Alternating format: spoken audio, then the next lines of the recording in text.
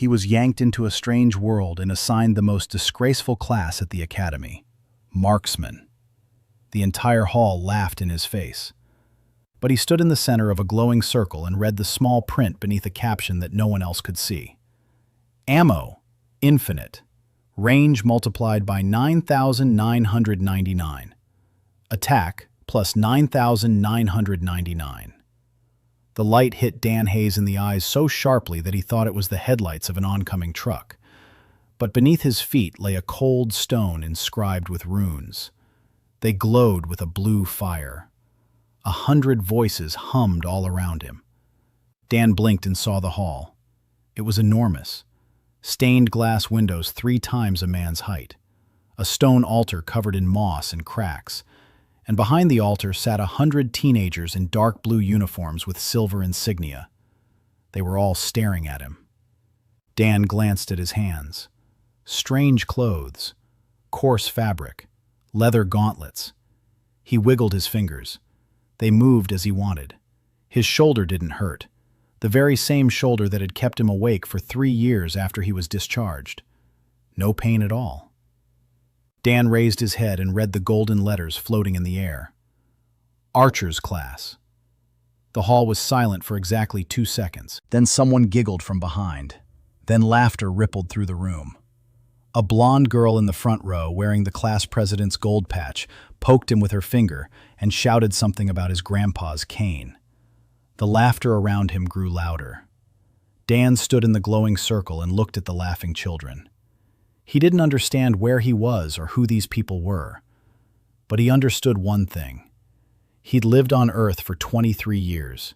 He'd been shooting for 7 years. He'd spent 4 years teaching others to shoot. And the word shooter meant something completely different to him than it did to these kids. Dan held both palms forward, an old instructor's gesture. Gun on safety, stay calm, no one's shooting. He lowered his hands and smiled to himself for the first time that day. Not because it was funny, but because the numbers in the status update left no room for doubt. If they weren't lying, then in a week, this hall would be very quiet. The ceremony dragged on for an hour. Dan stood in the corner and watched as the other new recruits stepped into the circle of runes. Pyromancer. The hall clapped. Healer. The hall buzzed. Blade. Whistles and shouts. Tank. A respectful silence. Each class was greeted. The archer was met with laughter. Dan took note. Without resentment. The way you memorize the distance to a target. An exact figure. Then, a curator in a gray robe approached him.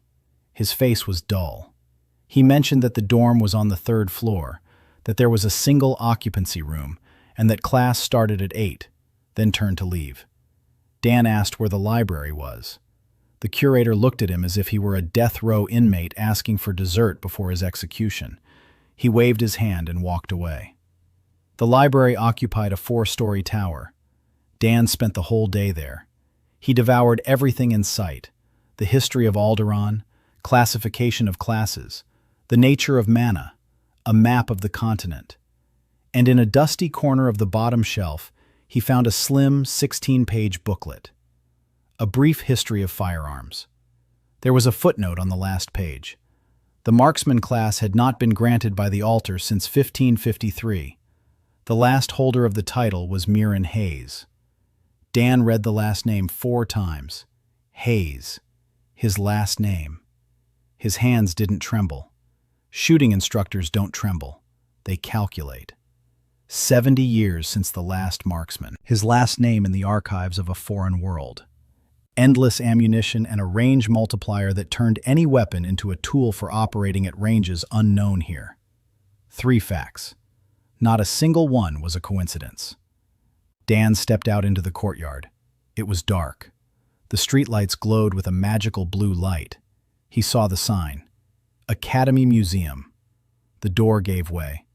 It smelled of dust and old wood, glass display cases, robes on mannequins, and in the far corner, resting on a stand, lay a flintlock rifle, a long barrel, a cracked stock, a rusty lock, a label.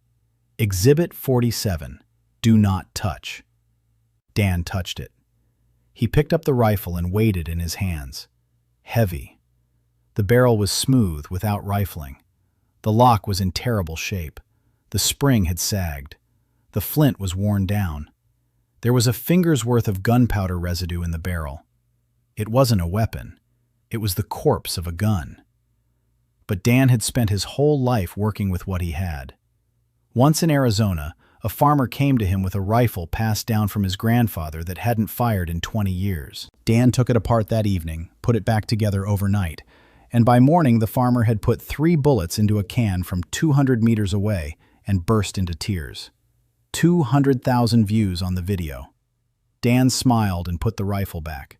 Tomorrow he'd return with his tools. The first night. The room was cramped. The bed was hard. Dan lay in the dark, unable to sleep. He was thinking. In his past life, people who were afraid of guns would come to the shooting range. They were afraid of the sound. They were afraid of the recoil. Dan would put his hand on their shoulder and say one thing. Don't be afraid. A weapon is a tool. It does what you tell it to do. No more, no less. Now he lay in a body that wasn't his own, younger and healthier than his own, with stats that made him the most dangerous creature on the continent. And he thought the same phrase. Don't be afraid. It's a tool. Morning, 8 o'clock. A firing range the size of 2 soccer fields. Stone walls along the perimeter.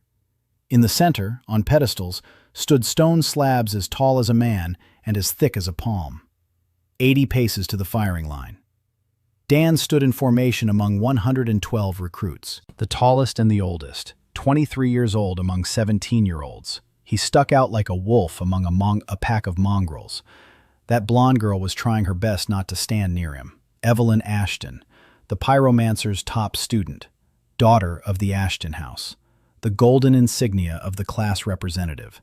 She held her head so high that you could use that corner to calibrate a level. The instructor explained the rules. Approach the starting line. Shatter the slab with your skill. The result is recorded. Tank went first. A big guy with a blacksmith's hands. He took a running start and split the slab with his fist. Applause. The healer mended the rabbit's paw. Counted. The blade shattered the slab with 2 strikes. The summoner called forth a stone golem, which knocked the slab down with its head. Then Evelyn stepped forward. She took her time. She raised her hand. Fire gathered in her palm, slowly and beautifully.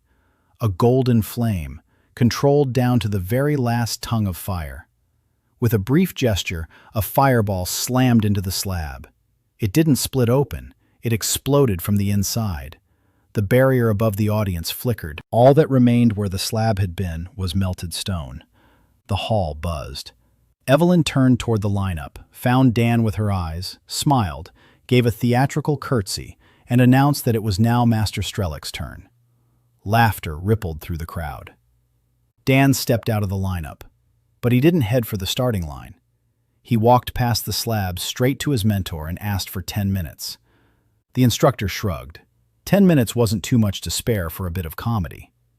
Dan left the range. He walked quickly. He didn't run. Instructors don't run. 4 minutes later, he was standing in the museum. He took out his rifle. There wasn't time to take it apart completely. He did what he could in 6 minutes. He cleaned the barrel with a cloth wrapped around a ramrod. He lubricated the breech with gun grease from a clay bowl in the neighboring workshop. He inserted, in place of a quartz shard from the mineral display case. He checked the spring. He relaced the strap.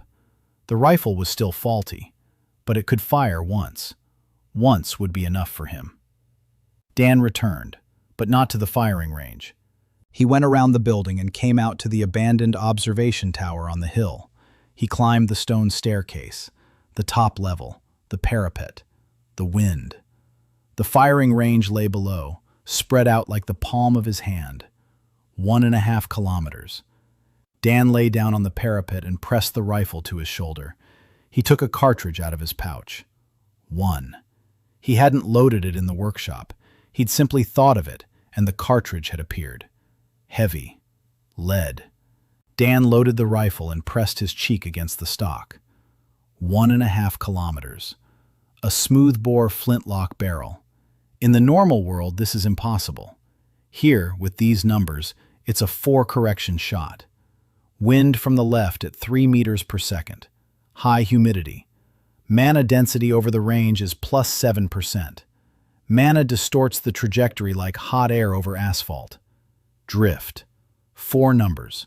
4 corrections. Dan kept them all in his head at once. This isn't magic. It's work. The work he'd been doing his whole life. He brought the target plate into his sights. Behind it stood a 2-meter block of granite holding the targets. Dan exhaled halfway, held his breath. His finger rested on the trigger. Don't jerk it. Squeeze it, smoothly, until the shot becomes a surprise. The shot was a surprise even to him. The clang of the flintlock, recoil in his shoulder, smoke. The bullet was gone. 4 seconds of silence passed on the range. Then the rock behind the slab exploded. Not the slab. A neat hole the size of a coin appeared in the slab, a clean channel right through it. The bullet passed through the slab and slammed into the granite behind it. A 2-meter boulder split in half. The top half slid to the side and crashed to the ground. A cloud of dust rose above the range. It grew completely silent.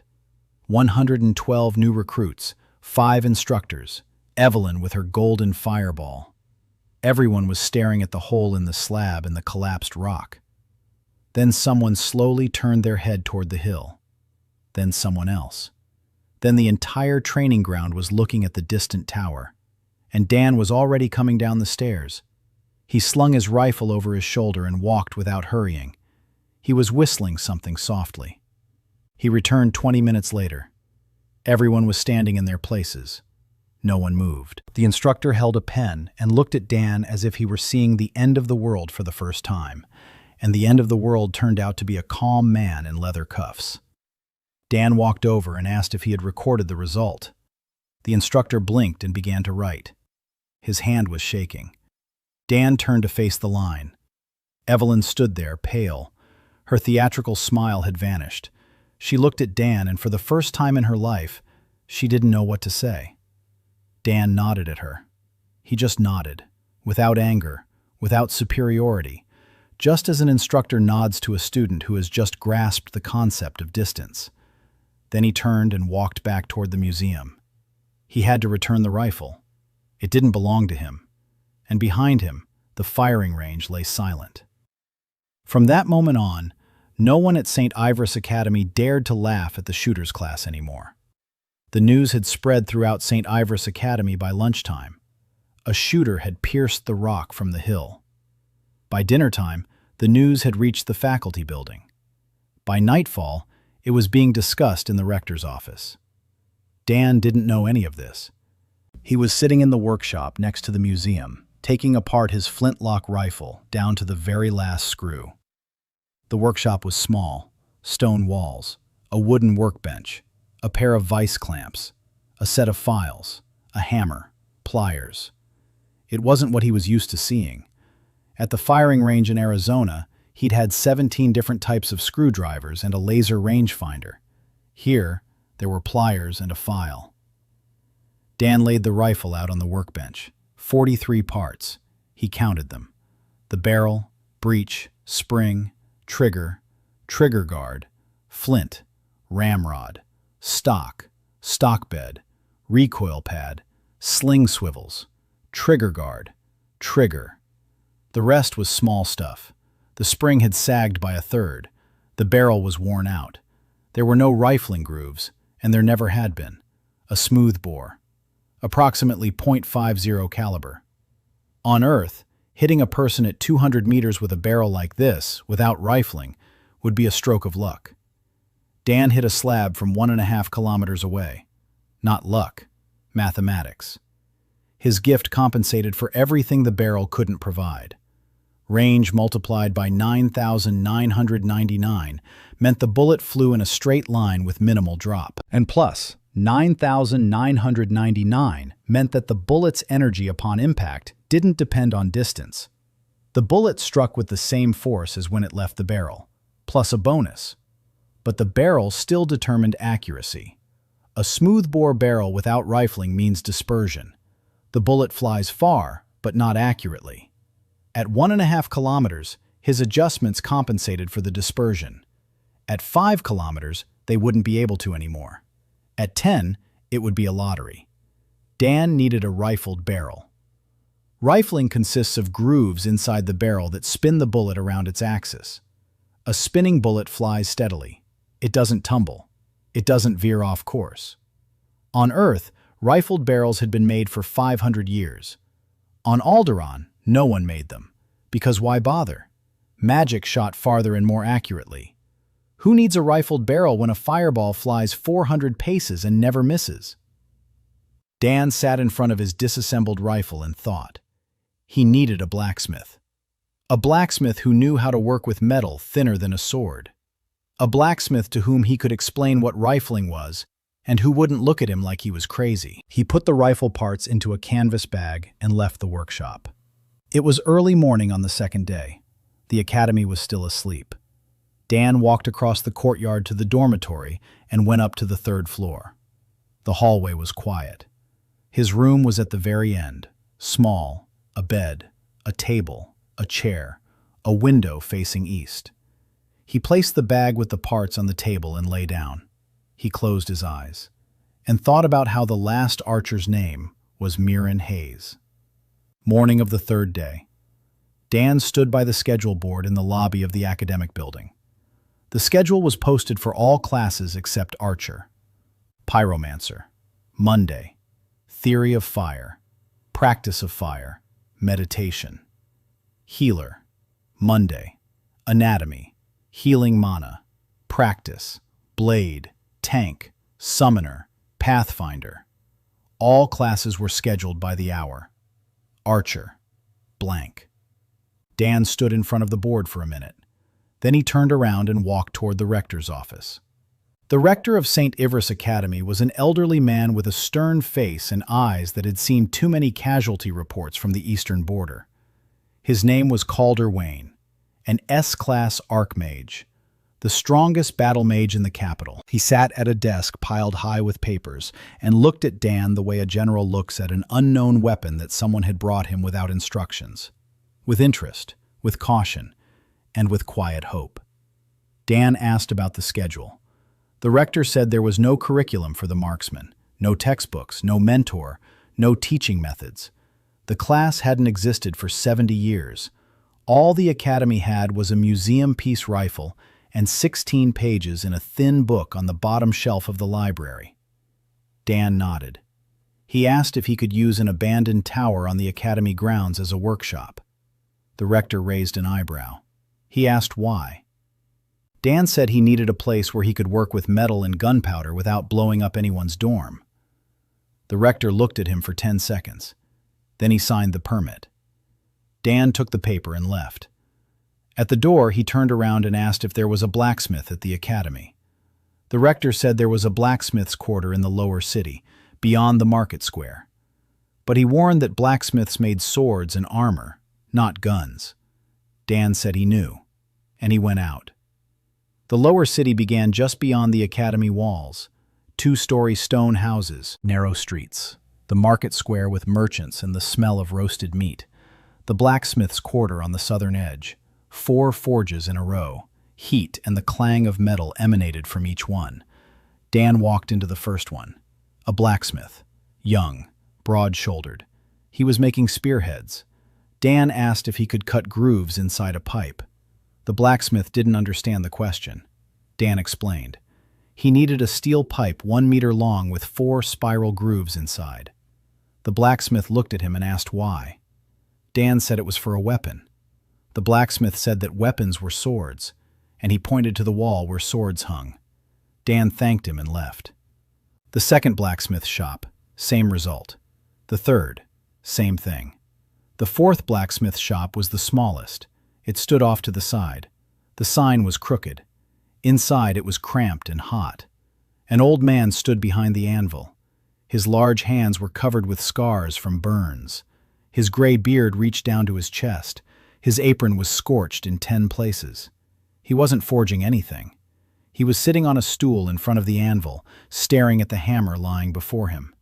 The hammer was broken. The handle was split down the middle. The head was covered in rust. The old man looked at it the way people look at photographs of the dead. Dan stopped in the doorway. The old man looked up. His eyes were red, not from smoke. He asked what Dan wanted. His voice was hoarse. Dan said he needed a blacksmith who would agree to make something that no one in this world had ever made before. The old man grunted and said that he hadn't been able to fix his dead father's hammer for 3 months, so he was hardly the right person for impossible tasks. Dan looked at the hammer, then at the old man, then back at the hammer. He walked over, crouched down, took the hammer in his hands, examined the crack. He ran his finger along the rust. The handle was made of ash, good wood. The crack ran along the grain, not across it. That meant the handle could be glued back together. Back on Earth, he used to glue wooden rifle stocks with epoxy. There was no epoxy here, but there was wood glue. There was flax thread, and there were his hands. Dan asked the blacksmith if he had wood glue and flax thread. The old man nodded. An hour later, the hammer was lying on the workbench. The handle was glued back together. The crack was pulled tight with linen threads soaked in glue. On top, Dan wrapped a layer of leather for strength. He scraped the rust off the hammerhead with a file and sand. He polished it. He oiled it. The hammer wasn't new, but it was whole again. The old man took it in his hands. He weighed it in his hands. He gripped the handle. He swung it back. He struck the anvil. A clear, ringing sound echoed. The old man froze. His lips trembled. He lowered the hammer and sat down on a stool. He was silent for a minute. Then he asked Dan his name. Dan introduced himself. The old man said his name was Bergan. He asked what impossible thing needed to be made. Dan took a flintlock barrel out of his bag and placed it on the anvil. He said he needed a new barrel, a steel one, 1 meter long, with 4 spiral grooves running the entire length inside. The pitch of the spiral was 1 turn per 25 centimeters. The groove depth was 0.5 millimeter. The groove width was 2 millimeters. Bergan listened. He didn't interrupt. Then he asked why. Dan explained. The bullet leaves the barrel. If the barrel is smooth, the bullet flies straight, but starts tumbling after 300 meters. If there are spiral grooves in the barrel, the bullet spins like a spinning top. A spun bullet doesn't wobble. It flies straight, no matter the distance. Dan took a piece of chalk and drew 2 trajectories on the anvil. One was straight, the other had deviations. Bergan looked at the drawing, then at Dan, then at the barrel on the anvil. He said it would take 3 weeks. Dan said he'd wait, and that he'd come by every day to explain the details. Bergan nodded. They shook hands. Bergan's hand was twice the size of Dan's, but the handshake was gentle, like that of a man who had just realized that the object in his hands was fragile and important. Dan returned to the academy by evening. He walked across the courtyard to the abandoned tower. It stood at the southern edge of the grounds, 3 stories, made of stone. The roof had partially collapsed. The staircase was steep but sturdy. Dan climbed to the top floor. From there, he could see the entire academy, the training grounds, the dormitories, and the library tower. And further east, beyond the city walls, the mountains, the eastern border. That's where the war was heading. He went down to the first floor. The space was large. He could set up a workbench. He could build shelves for tools. He could set up a shooting range in the basement if there was one. Dan found the basement. A long stone corridor, 20 meters. That would be enough for a start. He spent the rest of the day in the tower. He hauled a workbench from the old workshop by the museum. He found some boards for shelves. He assembled 2 racks. He moved his tools there. He hung a drawing of a rifled barrel on the wall, which he'd sketched from memory. Next to it, he hung a table of ballistic coefficients, also from memory. He remembered these numbers the way other people remember poems. By nightfall, the workshop was ready. Not perfect, but functional. Dan sat down on a stool at the workbench and closed his eyes. He thought about the rifled barrel, about the cartridges that would need to be calibrated for the new barrel, about the scope he didn't have, about the fact that there was no optical glass in this world. Or maybe there was. He didn't know. He'd have to find out. There were so many things he needed to learn, so many things he needed to build from scratch. It was like starting a career as a gunsmith in a world where no one remembered what a gun was. Dan opened his eyes and smiled. He liked fixing things, and this world was thoroughly broken. The next morning, as he was climbing the tower's staircase with a bucket of water and a bar of soap, he heard footsteps on the first floor. Quiet. Cautious. Someone had entered the workshop. Dan set down the bucket and went downstairs. A girl was sitting on the steps in front of the tower's entrance. Her black hair was pulled back into a heavy, long braid. She was thin and pale, looking slightly down at the floor. On her right arm, from her wrist to her elbow, was a fresh cut wrapped in a dirty rag. Next to her on the step lay a small red-haired dog. Its paw was bandaged too. The girl was trying to rewrap the bandage on her arm with one hand. She couldn't manage it. Dan stopped. He looked at the cut. He looked at the dog. He looked at the girl. Everything became clear without words. A healer's class. She doesn't heal with mana. Instead, she takes the pain and injuries upon herself. She'd been treating the dog. She'd taken its wound. Dan silently went into the workshop. He returned a minute later. In his hands was a clean bandage from his first aid kit. Antiseptic, anti-inflammatory ointment. He crouched down next to the girl and said one sentence. Next time, wrap the bandage around yourself first, then around the patient. You can bandage the dog too, she won't mind. The girl lifted her head. Her eyes were dark, moist. She didn't say anything. Dan carefully unwrapped the dirty rag. He cleaned the cut. He applied the ointment. He bandaged it, evenly, tightly, just like he used to bandage the wounded during training exercises. Then he bandaged the dog's paw. The dog licked his hand. The girl introduced herself as Yuna Son, 17 years old, a former student in the healer's class. She'd been expelled 3 days ago. Her mentor had said that a healer who maims himself with every healing is a cripple and a waste of an academic spot. Yuna had come to the tower because there was no one here. She didn't know anyone lived here. Dan said he didn't live here. He works here. And that she could sit on the steps for as long as she wanted. Yuna stayed. She sat on the steps all day. The dog slept beside her. Dan worked in the workshop. In the evening, when he came out with a piece of bread and 2 apples, Yuna was still sitting there. He set the food down next to her. He said that tomorrow morning he was going to the blacksmith's to check on preparations for the new barrel. If she was interested, she could go with him. Yuna looked at him. For the first time all day, she raised her head completely. And she nodded. 3 weeks passed as he worked. Every day, Dan came to Bergan's smithy by 8 in the morning and stayed until noon.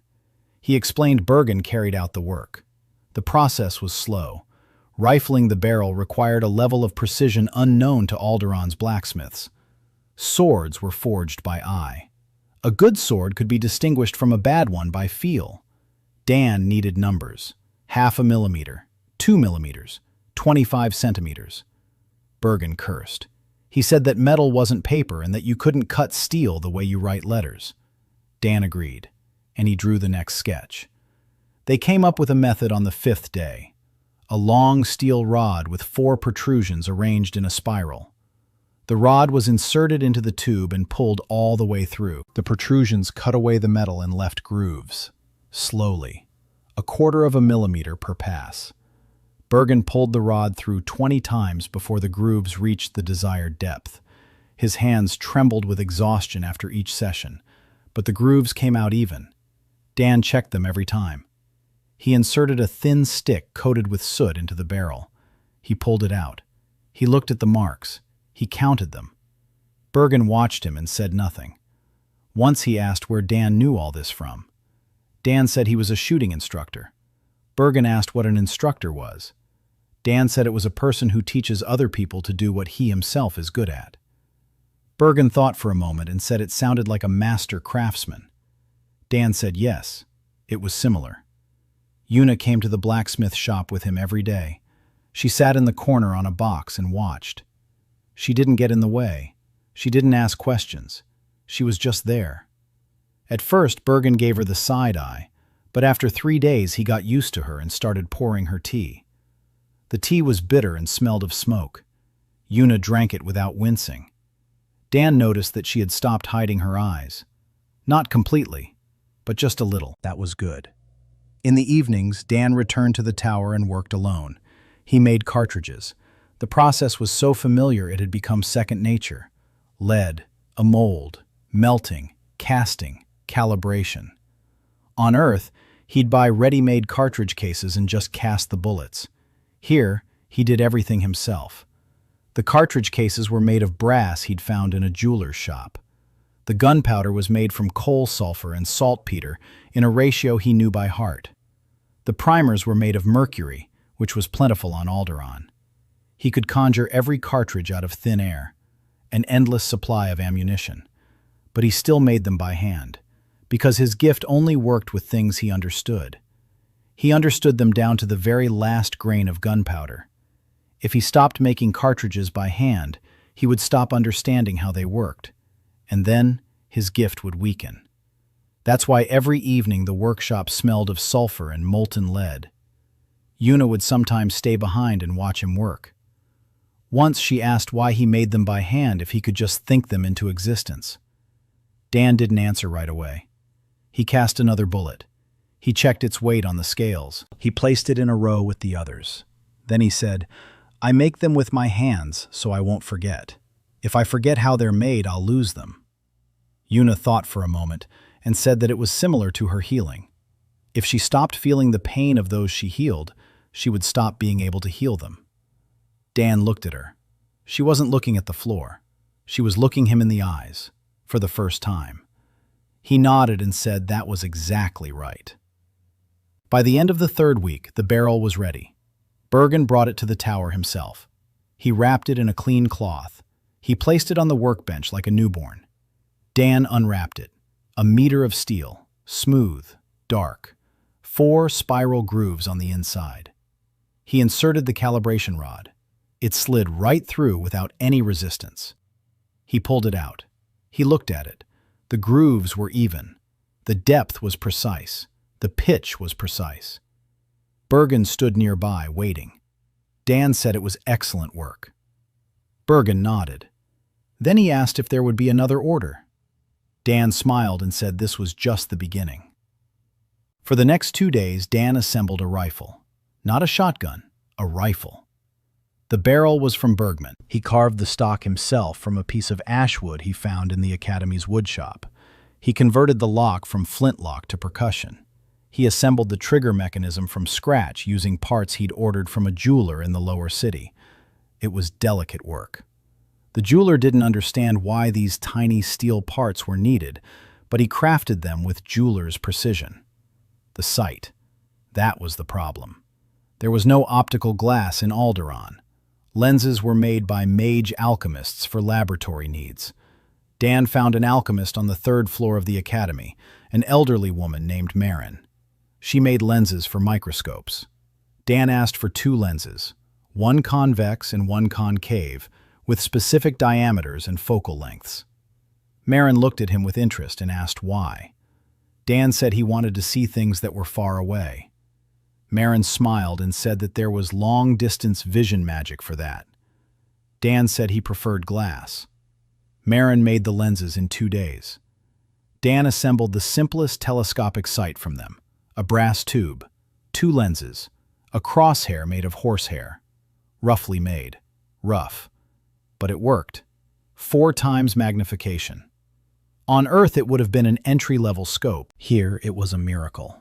When Dan mounted the scope on his rifle and looked through it at the eastern mountains, he saw what he couldn't see with the naked eye. Plumes of smoke. Thin columns of smoke rising from beyond the pass. A war was raging there. He looked away from the scope and set the rifle down on the workbench. Beautiful. Not like a factory-made weapon, more like something crafted by a single person's hands for a single purpose. Dan ran his hand over the stock. The ash wood felt warm beneath his fingers. Now he had to zero it in. He picked up the rifle and headed to the firing range. It was early morning. The range was empty. Dan set up a target 200 paces away. He lay down. He pressed the stock against his shoulder. He chambered around. The first shot landed a palm's width to the right of center. Dan made an adjustment. The second shot landed 2 fingers to the left. Another adjustment. The third, center. The fourth, center. The fifth, center. He moved the target to 400 paces, the maximum range of the firing range. 3 shots, 3 hits in the center. A spread of less than a palm's width at 400 paces. For a handmade rifled barrel, that was good.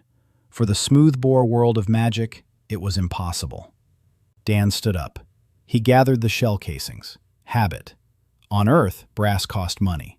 Here, he could materialize new ones. But the habit remained. He was walking back toward the tower when he heard a voice behind him. Loud, high-pitched, demanding. Dan turned around. Liz Calvern was standing 5 paces away from him. Her red hair was cut short. She came up to his chest. She was wearing a blade-class uniform. A bruise on her cheekbone. Scrapes on her hands. Her stance was aggressive. Her chin was jutted out. Her eyes were fierce. She said she'd heard about him, the archer who'd shot through the rock from the hill. She said that if the archer class was for the weakest of the weak, then sign her up first. She was a pro at this. Dan looked at her. 154 centimeters, slender wrists, bruises from daily sparring sessions with people twice her weight. The blade class, close combat, where height and weight decide almost everything. He didn't smile. He showed no sympathy. Sympathy for someone like Liz would have been an insult. He said he needed to take some measurements. Liz frowned and asked what measurements.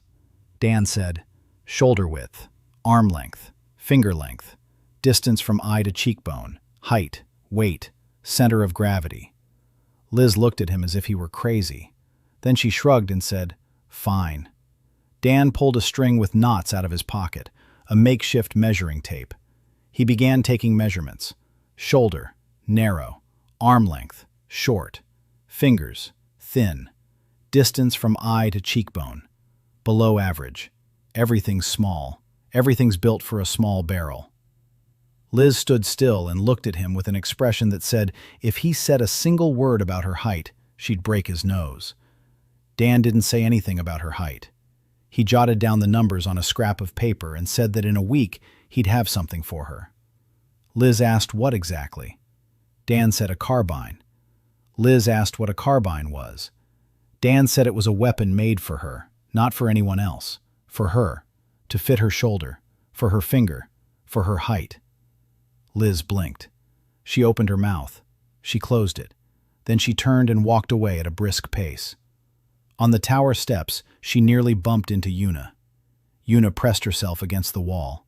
Liz rushed past without noticing her. Yuna watched her go. Then she looked at Dan. Dan shrugged and went into the workshop. He had a lot of work to do. The week was spent on the carbine for Liz. Dan didn't make it the same way he'd made his own rifle. He'd assembled his own from whatever parts he had on hand. But he designed the carbine from scratch. Every evening he sat at his workbench and drew up the plans. The barrel length, shorter than the rifles, 50 centimeters instead of a meter. A long barrel would be uncomfortable for someone of her height.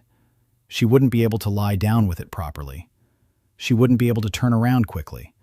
The carbine had to be light and fast, just like her. The stock, shortened, curved slightly more than standard, to fit her shoulder. Dan remembered how she stood before him, chin tucked up, an aggressive stance. She was used to compensating for her height with assertiveness, so the stock had to absorb the recoil firmly, not softly. A soft stock would be like a soft voice to her. She wouldn't accept it. The butt plate should be made of hard leather, no rubber. The trigger. This is where Dan spent the most time thinking. Liz has slender fingers. Her index finger is short. A standard trigger would be too far away. She'd have to reach for it and pull it jerkily. Dan moved the trigger back 3 millimeters. 3 millimeters. A small thing. But that small thing determines whether she hits the target or not. Balance. The center of gravity slightly closer to the shooter than usual. For a shorter person, A front-heavy weapon feels heavier. Dan shifted the balance back 2 centimeters. The scope, the same as on his rifle. A brass tube, 2 lenses from Maren, 4 times magnification. Bergan made a new barrel in 5 days. He already had the process down. His hands were used to it. The grooves were smoother. Dan assembled the carbine in 2 days. On the 3rd day, he set it on the workbench and looked it over. Small, neat, a dark walnut stock, a blued barrel, short, a soft leather sling.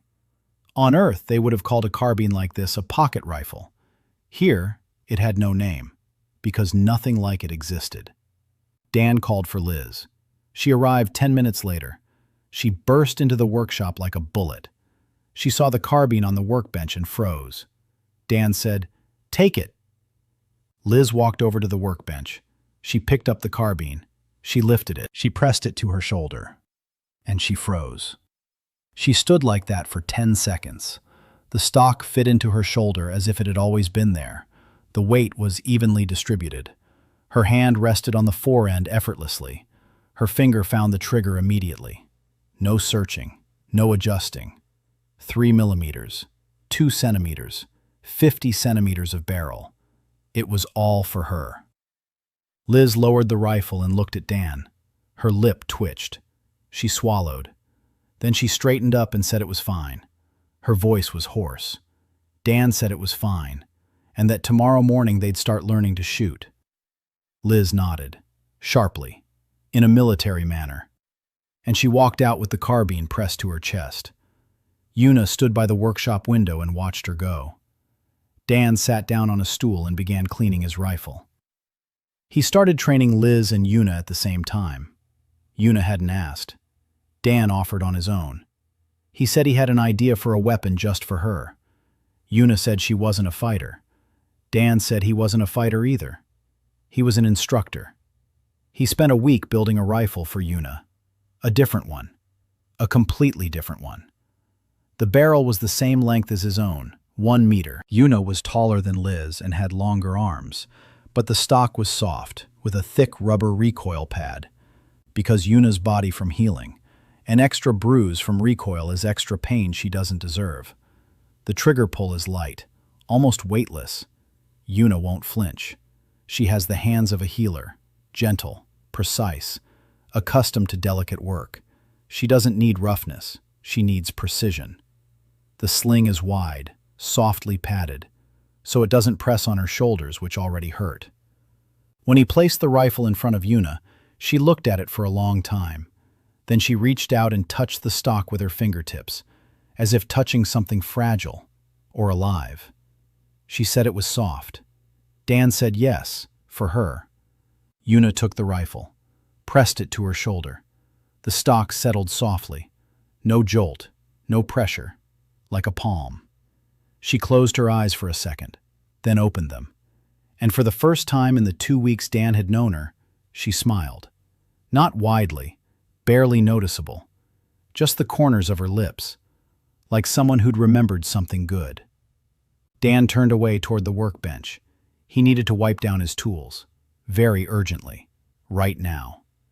Training began the next day. Dan structured it the same way he'd structured the sessions at the range in Arizona.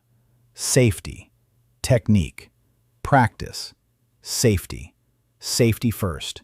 Rule number 1, the gun is always loaded. Even if you just unloaded it, it's loaded.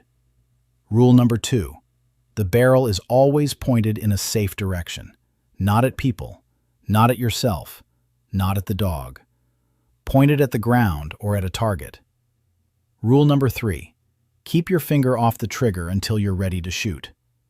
Rule number 4, know your target and what's behind it. Liz wrote the rules down in her notebook. Her handwriting was sharp and angular. Yuna wrote them down in her notebook, carefully, quietly. Dan made them repeat the rules 10 times, then 10 more, then some more. On the 7th repetition, Liz asked when they would start shooting. Dan said when he was sure they wouldn't shoot him in the leg. Liz rolled her eyes. Yuna laughed quietly. It was the first time Dan had heard her laugh.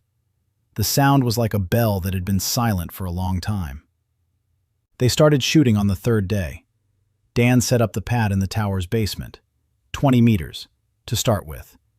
Liz shot the way she fought, fast, sharp, aggressively. The first 5 shots missed completely. She was angry. She clenched her teeth. She gripped the rifle tighter. She missed even more. Dan stood nearby and said nothing. He waited. Liz fired 10 shots, not a single hit. She threw the rifle onto the table. She said this wasn't for her, that she wouldn't hit anything anyway, that she was too small even for this. Dan picked up the carbine, wiped it down, put it back. Then he looked at Liz and said one sentence. "A small shooter is just a smaller target. Stand still." Liz froze. She looked at him, opened her mouth, closed it. Then she picked up the carbine, stood still. Dan stood behind her. He put his hand on her shoulder. He didn't press down. He just made his presence known. He said, "Breathe, slowly. Inhale, exhale halfway. Hold it. Don't think about the target. Think about your finger. Gently, pressure, steady, constant, until the shot comes as a surprise." Liz fired. The bullet hit the edge of the target, not the center, but it was on the target. Liz lowered the rifle and looked at the hole in the target, then at Dan. Her eyes were shining. She didn't say anything. Dan didn't say anything either. With Yuna, it was different. Yuna shot the way she healed, slowly, carefully. She took a long time to prepare each shot. Inhale, exhale, pause, finger on the trigger. Gently, steadily. The first shot landed 5 centimeters from the center. The second, 3. The third, 2. The fourth hit the center. Dan stood behind her and watched. The hands of a healer, precise, patient, accustomed to working with living flesh where a millimeter makes all the difference. Yuna was born for this. She just didn't know it. On the 5th shot, she placed the bullet right in the center. She lowered the rifle, turned to Dan, her eyes wide, surprised, like someone who had opened a door and seen a room whose existence she hadn't even suspected existed. Dan silently placed his hand on her shoulder, not the right one, the left one, where there were no bruises. He already knew where she was hurting. Yuna stood there under his hand, not moving. 10 seconds. 20. Then she nodded and turned back to the target. She kept shooting until evening. 6 out of 10 in the bullseye. For the first day, that was impossible. For Yuna Son, with her healer's hands, it was just the beginning. Rumors spread. People whispered around the academy. The marksmen gathered a group. 2 girls. One a rejected healer. The other a dwarf from the Blades. It was funny, but they laughed more quietly than before, because everyone remembered the rock. At the end of the 2nd week of training, Evelyn Ashton came to the tower. Dan saw her from the workshop window. She stood at the door but didn't come in. She stood there for 10 minutes. Dan went downstairs. He opened the door. Evelyn stood up straight. Her shoulders were squared. Her chin was held high, but her eyes were red, and she had dark circles under her eyes. She hadn't been sleeping. She said she wanted to learn how to shoot. Dan asked why. "She's the best pyromancer in the class. Her fireball blew up the stove during the exam. Why would she need a gun?" Evelyn was silent for 10 seconds. Then she said her father had sent a letter. The letter contained a single sentence. "You must be the best at everything." Dan looked at her. 18 years old, heiress to the Ashton estate, top of her class. And that wasn't enough. For her father, it was never enough. Dan knew this type. At the training range in Arizona, he'd had children of military personnel come to him. Top grades, top results, the best, always the best. And beneath that endless best lay a fear that no one spoke of aloud. The fear that if you stopped being the best, they would stop loving you. Dan said he'd teach her, but on one condition. Evelyn raised an eyebrow. Dan said she'd have to learn to stop bragging first. That's harder than shooting. The corner of Evelyn's mouth twitched. For a second, something flashed in her eyes. Not anger, not resentment. Relief. It was as if someone had finally said out loud what she herself had been thinking every night but was afraid to say. She nodded and entered the tower. Yuna and Liz were inside. Yuna was cleaning her rifle. Liz was practicing her stance against the wall. Both looked up. Liz looked at Evelyn with an expression that was somewhere between wariness and curiosity. Yuna nodded quietly. Evelyn stopped in the middle of the workshop. For the first time in her life, she wasn't the center of the room, she was in someone else's room. She wasn't the one setting the rules. She wasn't the one deciding the order of things. Dan had said they'd start tomorrow, and that Evelyn needed to come without her pyromancer's uniform. In regular clothes. No insignia, no house symbols. Evelyn opened her mouth to object. Then she closed it. She nodded and left. The next day, she arrived in a plain shirt and canvas pants. No gold insignia, no Ashton House crest. Her hair was pulled back in a ponytail. Her face was pale. Without her usual mask of confidence, she looked younger than her years. Dan let her hold his rifle. Not for shooting, just to get a feel for it. Evelyn took it. It was heavy, unfamiliar. She was used to fire in the palm of her hand, light. Dan had spent 2 weeks crafting the rifle for Evelyn. He took his time. Every evening he watched her during training. He observed how she stood, how she held her hands, how she turned her head. Evelyn was a pyromancer. She was used to working with her right hand. The fire was born in her right palm. Her right shoulder was slightly higher than her left. Her right arm was slightly stronger. She was used to the recoil from spells that shot forward and slightly upward. That meant the stock had to fit snugly, tightly, just like Liz's, but for a different reason. Not because of her personality, because of her body. A medium-length barrel, 70 centimeters, somewhere between his meter-long rifle and Liz's carbine. Evelyn is tall for a girl. Her arms are long, but she's not a sniper. She's a battle mage who needs a second tool, not a replacement for fire, but a supplement. Dan had thought about this for a long time. Evelyn's fireball struck at 400 paces, powerful, devastating. But 400 paces was the maximum. Beyond that, the mana dissipated. The rifle was supposed to cover the distance beyond 400. Where the fire ended, the lead began. The scope was standard, a 4x like everyone else's. But Dan added a quick-detach mount to the forend so that Evelyn could remove the scope and fire offhand if the fight turned into close-quarters combat. She wouldn't lie in position like Yuna. She'd stand, move, shoot between spells. The stock was made of maple, light-colored wood, almost white. Dan chose it deliberately. Evelyn was used to gold and silver at the Ashton house. White maple was different, pure, unadorned, unpretentious. He spent a long time deciding what to engrave on the stock. Liz's carbine had no engraving. Liz didn't need words. Yuna had a small snowflake on her stock. Dan didn't know why he'd chosen a snowflake. It just seemed right. For Evelyn, he engraved her name. Not Ashton, not her family name, just her first name. Evelyn, in small letters, neatly, in the lower right corner of the stock, where you can only see it when you press your cheek against the stock before firing. When everything else disappears, and it's just you and the target. At that moment she'll see her name. Not her father's last name. Her own. Dan set the rifle down on the workbench. He looked at it. Good work. In the morning he called Evelyn. She came. She saw the rifle. She picked it up.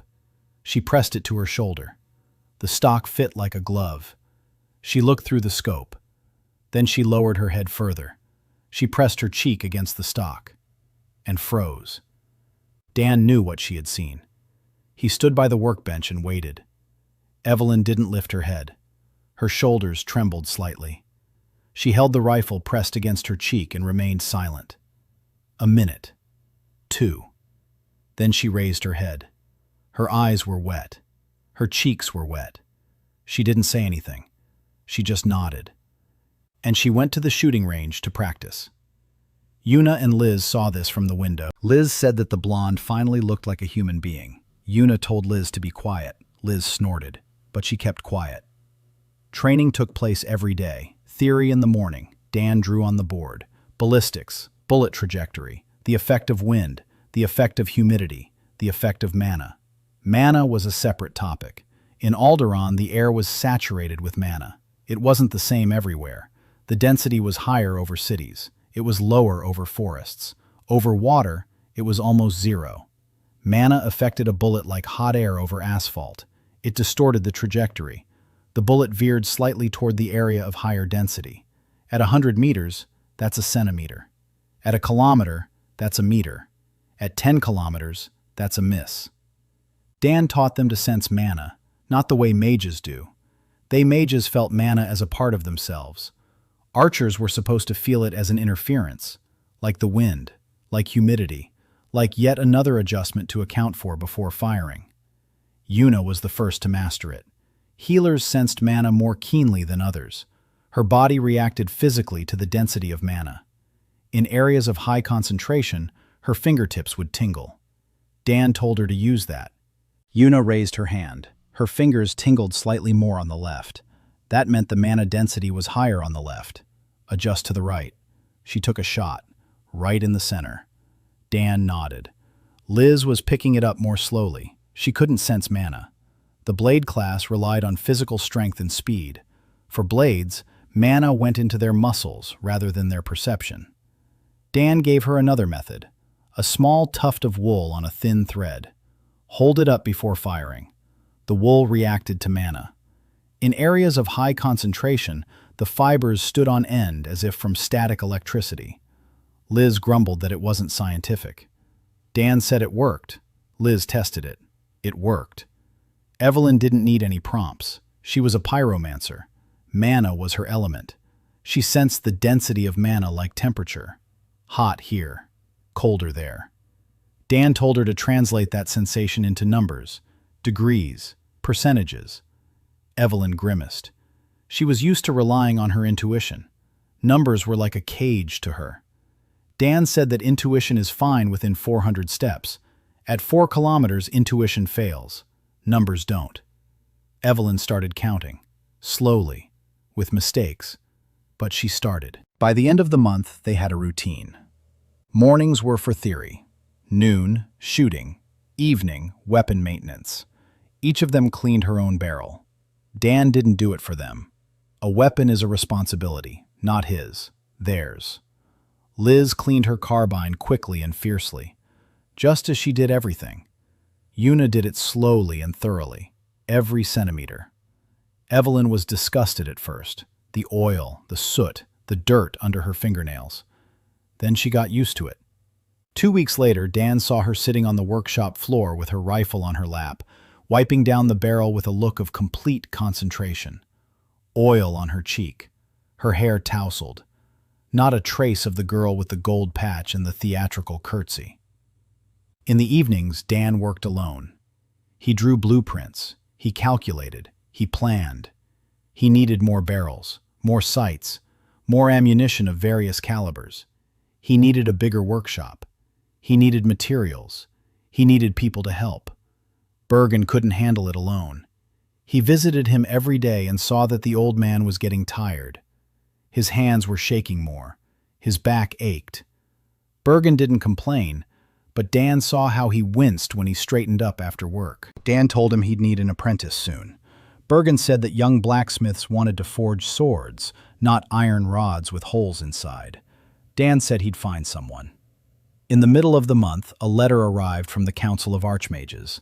An official envelope, a seal, red wax. Dan opened it at his workbench. The Council of Archmages had reviewed the results of Dan Hayes' entrance exam for the Archers class. The Council deemed the result exceptional. The Council was temporarily assigning Dan Hayes to the Department of Combat Magic under the supervision of a staff mentor. The mentor's name? Archmage Isla Fern. Dan reread the letter. Mentor. That meant an observer, someone the Council would assign to keep an eye on him, to evaluate, to report. He wasn't surprised. If he were in their shoes, he would have sent an observer too. 2 days later, Isla Fern arrived at the tower. Dan saw her from the third-floor window. A 31-year-old woman, dark hair pulled back into a bun, thin-framed glasses, a plain gray robe, a folder of documents in her hands. She stood in front of the tower, surveying it with the expression of someone who'd been assigned to inspect a shed, only to discover a tiger living inside. Dan went downstairs. He opened the door. He introduced himself. Ayla introduced herself. Her voice was even, professional, emotionless. She said she had been appointed his supervisor by decision of the council. Her task was to assess his abilities and report to the council on the degree of danger he posed. Dan appreciated her candor. She didn't lie and say she'd come to help. She told the truth. She'd come to assess the threat. He invited her in. He showed her the workshop, the workbench, the tools, blueprints on the wall, barrels on the rack, cartridges in boxes, scopes. Ayla surveyed everything in silence. She made notes in her folder, in quick, small handwriting.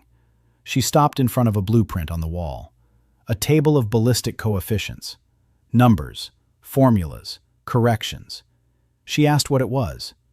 Dan explained. The table shows how a bullet behaves at different ranges under different conditions: wind, temperature, humidity, mana density, altitude above sea level. Each number is a correction. Each correction is the difference between a hit and a miss. Ayla studied the table for a minute. Then she turned to him and asked at what distance he could guarantee a hit. Dan said that nothing could be guaranteed. Shooting isn't magic. There's no formula that guarantees a 100% result. There's a probability.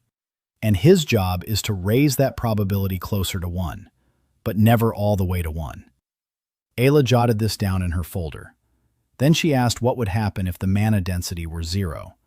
Dan said the bullet would fly just like it does on Earth. Then he stopped short. Ayla raised an eyebrow. She asked where that was. Dan said it was a long story.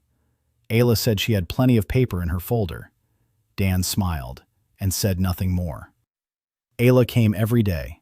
She sat in the corner of the workshop. She watched. She took notes. She didn't get in the way. She didn't ask unnecessary questions. She attended the training sessions. She watched as Dan taught the girls, how he explained things, how he corrected their stance, how he placed a hand on their shoulder, how he remained silent when silence was needed. At the end of the second week of observation, Ayla wrote her first report for the council. Dan didn't know what was in it, but he noticed that after sending the report, Ayla started coming to the tower earlier than usual and leaving later. And one day she brought tea. Good tea, not the academic kind, from her own supplies. She set the teapot on the workbench and said it was for work. Dan poured her a cup, then one for himself. They sat in silence and drank tea. Through the window they could see the eastern mountains. The smoke beyond the pass was growing thicker. War was drawing near. Dan asked Ayla how many fortresses had been lost over the past year. Ayla said 7.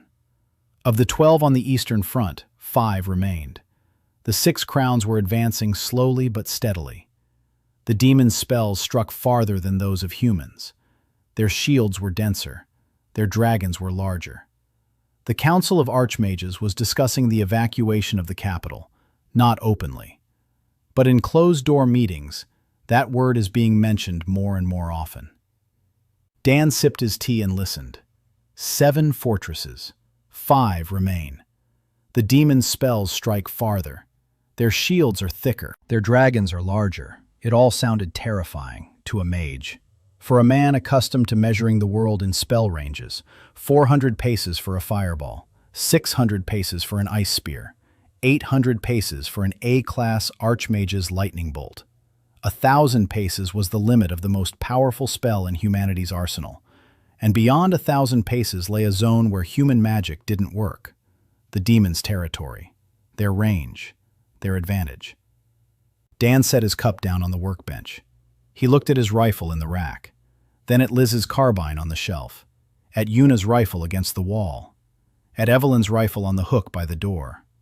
4 barrels, 4 shooters, 1 instructor, against an army of demons with dragons and long-range magic. He looked at Ayla and asked what the demon's maximum attack range was. Ayla said 1,500 steps, about 1,000 meters. Dan nodded. 1,000 meters. His homemade rifled rifle was guaranteed to put a bullet into a target the size of a palm at 1,000 meters. With the range multiplier, the distance was effectively infinite. With the attack bonus, the bullet would pierce any shield at any distance. 1,000 meters was the maximum for the demons. For Dan, it was a warm-up. He finished his tea and told Isla he wanted to see the eastern border. Not on a map, with his own eyes. Isla looked at him over her glasses, for a long time. Then she closed the folder and said she could arrange it, but not now. First, the council had to decide what to do with him. Dan said he knew what to do with him. Give him a training ground, give him students, give him time, and don't get in his way. Isla was silent for 10 seconds. Then she took a blank sheet of paper out of the folder. She wrote something. She handed it to Dan. There was one sentence on the sheet. An official request to grant Dan Hayes mentor status for the archers class. It needed his signature and the supervisor's signature. Isla had already signed it. Dan looked at her. She looked back at him, calmly, expressionless. But the cup of tea in her hand was warm, and she didn't leave. Dan picked up the pen. He signed it. Isla took the sheet, put it back in the folder. She stood up. She said she'd take it to the council tomorrow, and that she'd bring tea again. She left. Dan sat alone in the workshop. It was getting dark outside the window. The eastern mountains were sinking into twilight. The smoke beyond the pass glowed red. War. It raged every day. While he was assembling barrels and teaching the girls to shoot at targets in the basement, people were dying at the border. He knew that, and he knew he couldn't rush. A poorly trained shooter is worse than no shooter at all. But time was little. He could feel it, just as he could feel the wind before a shot. Something was approaching. Dan stood up. He walked over to his rifle. He took it off the rack. He pressed it to his shoulder. He looked through the scope at the eastern mountains. It was dark. He couldn't see a thing. But he knew that behind those mountains lay an army that was slowly and steadily devouring the kingdom. And somewhere on a throne 2,000 kilometers from here sat the man at whom he would one day have to aim that rifle. Dan lowered the rifle. He placed it back on the rest. He turned off the lamp, and he went to sleep. Tomorrow would be a long day, just like all the days that lay ahead. The council approved his mentor status 3 days later, without discussion, without a vote. Rector Calder affixed the seal personally. Ayla brought the document to the tower and placed it on the workbench next to the unfinished scope. Dan read it. He nodded. He put it away in a drawer. To him, it was just a piece of paper. To the academy, it was an earthquake. For the first time in 100 years, a person without a magical education had become a full-time mentor. Without a degree, no diploma, not a single spell in his arsenal. The whispers in the hallways grew louder, but Dan didn't hear the whispers. He heard something else. 6 weeks after arriving in Alderaan, the 5th student came to the tower. Seraphina Holt, 16 years old, redhead, freckles, pockets stuffed with seeds and crackers. Summoner class. She didn't knock. She just walked in. Dan was sitting at his workbench, sanding down a new bolt. He looked up. The girl stood in the doorway, smiling so widely that the freckles on her cheeks almost blended into a single spot. A sparrow was perched on her shoulder. A second one sat on her head.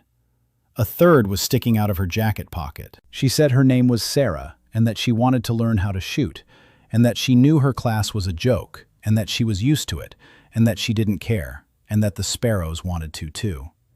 Dan looked at the sparrows. The sparrows looked at Dan. One chirped. Dan asked what else she summoned. Sarah said hedgehogs, sometimes a squirrel, once a cat, but the cat got angry and left. In class, they called her the pet store. She said this with a smile.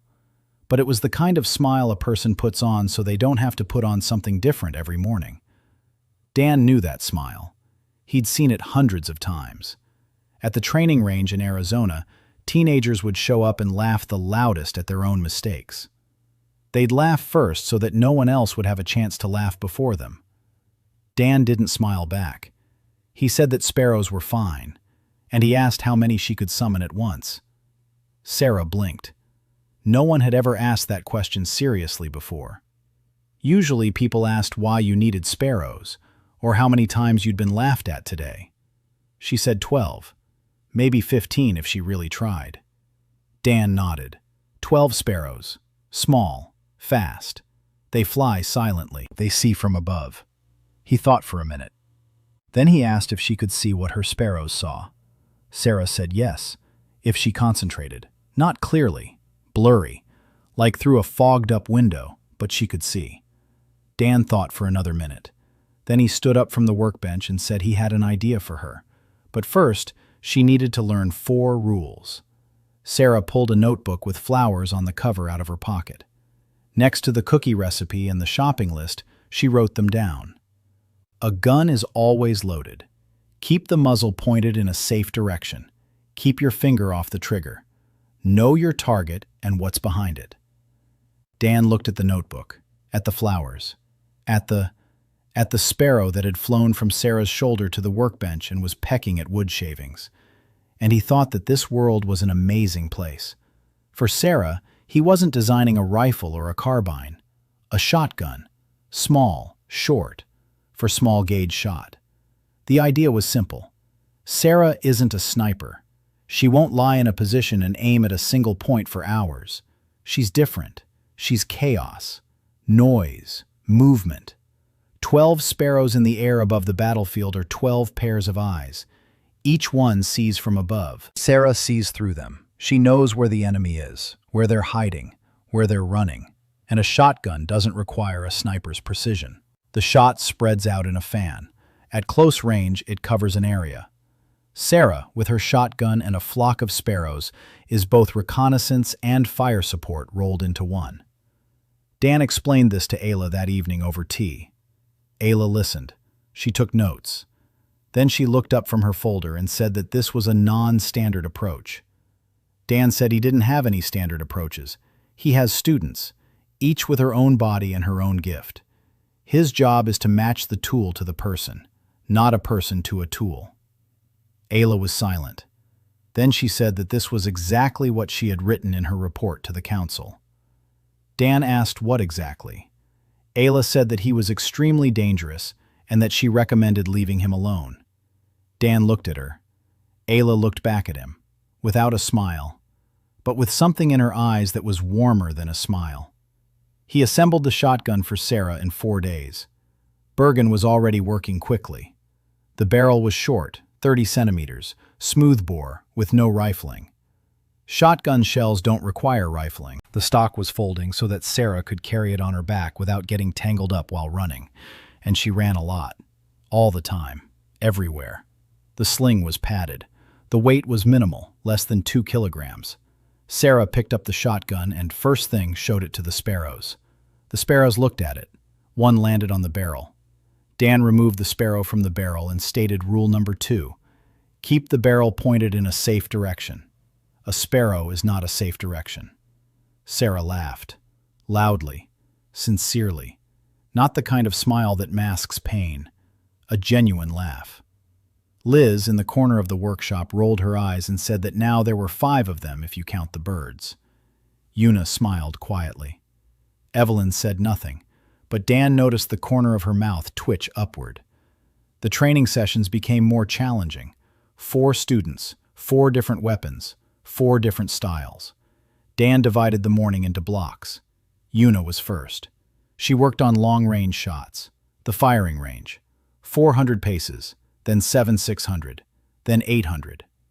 By the end of the second month, Yuna was hitting 9 out of 10 shots on the target at 800 paces, silently, calmly, with her eyes closed between shots. Liz was second, medium range, 200 paces, rapid fire, 3 shots in 5 seconds. Liz shot the way she lived, sharply, quickly, without hesitation. Her accuracy improved more slowly than Yuna's, but her speed was twice as fast. Evelyn was third, mixed training, a shot, a fireball, a shot, switching between weapons and magic, 2 seconds per switch, then 1.5, then 1. Evelyn gritted her teeth and kept going. Sarah was fourth, shotgun, and sparrows. Dan had placed the targets in random order all over the range. He blocked her view with shields. Sarah released the sparrows. They flew over the range.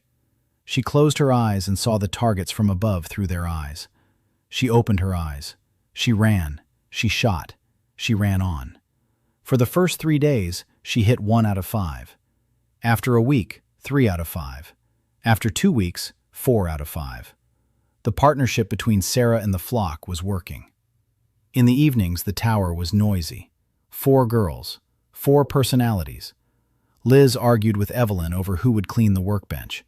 Evelyn replied that she was the heiress to the Ashton estate and wouldn't wash up someone else's wood shavings. Liz said that in this tower there were no estates, only gun barrels and rags. Sarah fed the sparrows on the windowsill and commented on the argument.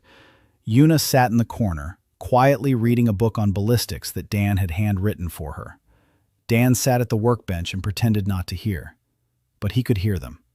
And every time Liz and Evelyn started getting too loud, he'd look up and say one word, "Quiet." And it would get quieter. Not because he was yelling, but because they were listening. All 4 of them. Midway through the 2nd month. Night. Dan woke up to a sound that shouldn't have been there. A quiet click on the 1st floor of the tower. Metal against stone. He opened his eyes. It was dark. Moonlight streamed through the window. He was lying on the bed on the 3rd floor, the workshop downstairs. Someone was in the workshop. Dan got up, silently, a habit from the army. He grabbed his rifle. He didn't load it. He just grabbed it. He went down the stairs. He knew every step by heart. The 3rd one creaks. The 7th one wobbles. He stepped around both. 1st floor. The workshop door was ajar. A shadow inside. A man, standing at the workbench, flicking through blueprints. Dan held the door open with his shoulder and stepped inside. The shadow darted toward the window. Fast, very fast, superhumanly fast. A mage, his body enhanced by mana. Dan didn't try to catch up. He raised his rifle and looked through the scope. The window. A silhouette on the windowsill. For a second, the man froze before jumping. Dan saw the face. A young man, dark clothing, no insignia, no markings. The mask on his chin was pulled down. His eyes were cold, professional. An assassin. The man leaped through the window and vanished into the darkness. Dan lowered his rifle. He walked over to the workbench. The blueprints were scattered about. Someone had been studying them, not stealing them, studying them, copying them. Dan gathered up the blueprints and sat down on a stool. He thought. Someone wanted to know how his barrels were constructed. Someone had sent a professional. Not to kill. For reconnaissance. For now, just for reconnaissance. In the morning, he told Ayla. Ayla turned pale. Then she pulled herself together. She asked if he'd seen any markings. Dan described the clothing. Dark, no insignia, a mask, rapid physical enhancement. Ayla said it resembled the methods of the Order of Pure Mana. Dan asked what that was. Ayla explained. The Order of Pure Mana, a faction within the Academy, semi-official. They believe that magic is sacred and that any non-magical weapon is heresy, that the shooter, who appeared after 70 years of silence, is a sign of the end, that he must be destroyed before he becomes irreversible. The order is led by archmage Calvern Warwick. Dan asked what he was like. Ayla thought for a moment and said he was polite, gray-haired, soft-spoken. He drinks herbal tea. He keeps a canary in his office, and he's absolutely convinced he's right. Dan nodded. He knew that type. The most dangerous people aren't the ones who get angry. The most dangerous are the ones who smile and believe they're making the world a better place when they destroy what they don't understand. A week later, reconnaissance turned into action. Dan was sitting in his workshop that evening, alone. His students had gone back to the dorm. Ayla had left for the council with her report. It was quiet. He was cleaning the barrel. He heard a sound. Not a click, a rustle. behind the tower wall. Someone was climbing the outer wall. Dan didn't move. He slowly set the rags down on the workbench. He picked up the rifle. He loaded it. In a single motion. Silently. He stood up. He walked over to the window, not the one where the sound had come from, but the one directly opposite it. He peered out. The academy courtyard. Empty. The lights were on. Quiet. He walked over to another window. The tower wall. A man on the wall. Dark clothes. Climbing toward a third-floor window. A short blade in his hand. Not a reconnaissance mission. A murder. Dan stepped away from the window. He walked through the workshop to the door. He went out onto the staircase. He climbed up to the roof. The tower was tall. From the roof, he could see the entire academy courtyard, and the wall the killer was climbing. Dan lay down on the parapet, the butt of the rifle against his shoulder. He took aim. The assassin was 30 meters below him. He was pressed against the wall, climbing slowly. Every movement was precise, a professional. Dan could take him out with a single shot from 30 meters away, from the roof of his own tower, without even standing up. But the killing would cause a stir. There would be an investigation. The order would go underground. They'd become more cautious. Dan thought for 3 seconds. Then he aimed not at the assassin, at the wall, at a stone 10 centimeters from his right hand. He fired. The bullet struck the stone. Stone chips flew into the assassin's face. He flinched, lost his grip, slipped 3 meters down, held on, raised his head, looked up. Dan was standing at the edge of the roof. The rifle was aimed down, right at him. The killer hung from the wall, staring into the rifle's barrel from a distance of 27 meters. For 3 seconds, they stared at each other. Then the killer let go. He jumped. He landed. He ran. He vanished into the darkness. Dan lowered his rifle. He sat down on the parapet. He looked up at the stars. They were different, not Arizona's. Alien constellations, an alien sky, an alien world where they wanted to kill him because he knew how to do what people here had forgotten. He sat on the roof until dawn. After the assassination attempt, Dan changed his routine. The tower became a fortress. He set up a simple alarm system on the first-floor windows, thin wire tied to tin cans. Primitive, but it worked. Any touch to the window made the cans clang. Liz asked why he didn't use a magical alarm. Dan said that a magical one could be disabled with mana. The wire can only be removed by hand, and your hands are occupied if you're hanging on the wall. Liz thought about it and said that made sense. The students began taking turns spending the night in the tower, not on Dan's orders, of their own accord. Yuna was the first to suggest it, quietly, as always. She said she'd be on watch every other night. Liz said she would too. Evelyn didn't say anything, but she showed up the next night with a blanket and a pillow. Sarah brought some sparrows. She said they were better than any alarm system. They don't sleep at night. Dan didn't object. He knew that 4 pairs of eyes were better than 1, especially since there were 12 pairs of eyes, if you counted the sparrows. Ayla found out about the assassination attempt in the morning. She turned pale. That evening, she brought not tea but a document, a request to the council to investigate the activities of the Order of Pure Mana. Dan read it. He said the council would reject it. The order was too influential. Ayla said she knew that, but the document would be in the archives, and when the time came, it would come in handy. Dan looked at her. She was thinking several moves ahead, like a chess player, or like someone who had spent their entire life within the system and knew where its weak spots were. He nodded. 2 days after the assassination attempt, a 6th person arrived at the tower. Not a student, a mercenary. Mirae Jeong, 22 years old, long dark hair, a scar across her right eyebrow. She moved so silently that Dan didn't hear her until she was already standing 3 meters from the door. Tracker class, a professional bounty hunter. Dan was sitting on the steps of the tower, repairing the strap on Liz's carbine. He looked up. Mire was standing in front of him, a bow on her back, a short sword at her belt. Her eyes were calm, cold, focused. She said the Order of Pure Mana had hired her 3 weeks ago, a contract on his head. She'd tracked him down, studied his routine, found his weak spots, chose a position to take the shot, and didn't shoot. Dan asked why. Meyer paused. Then she said that a week ago she'd been watching him from the roof of a house across the street from the blacksmith's quarter. He was coming from Bergan. He stopped at the mill in the alley. The miller's wheel had broken. The axle had cracked. The miller was standing in front of the wheel, not knowing what to do.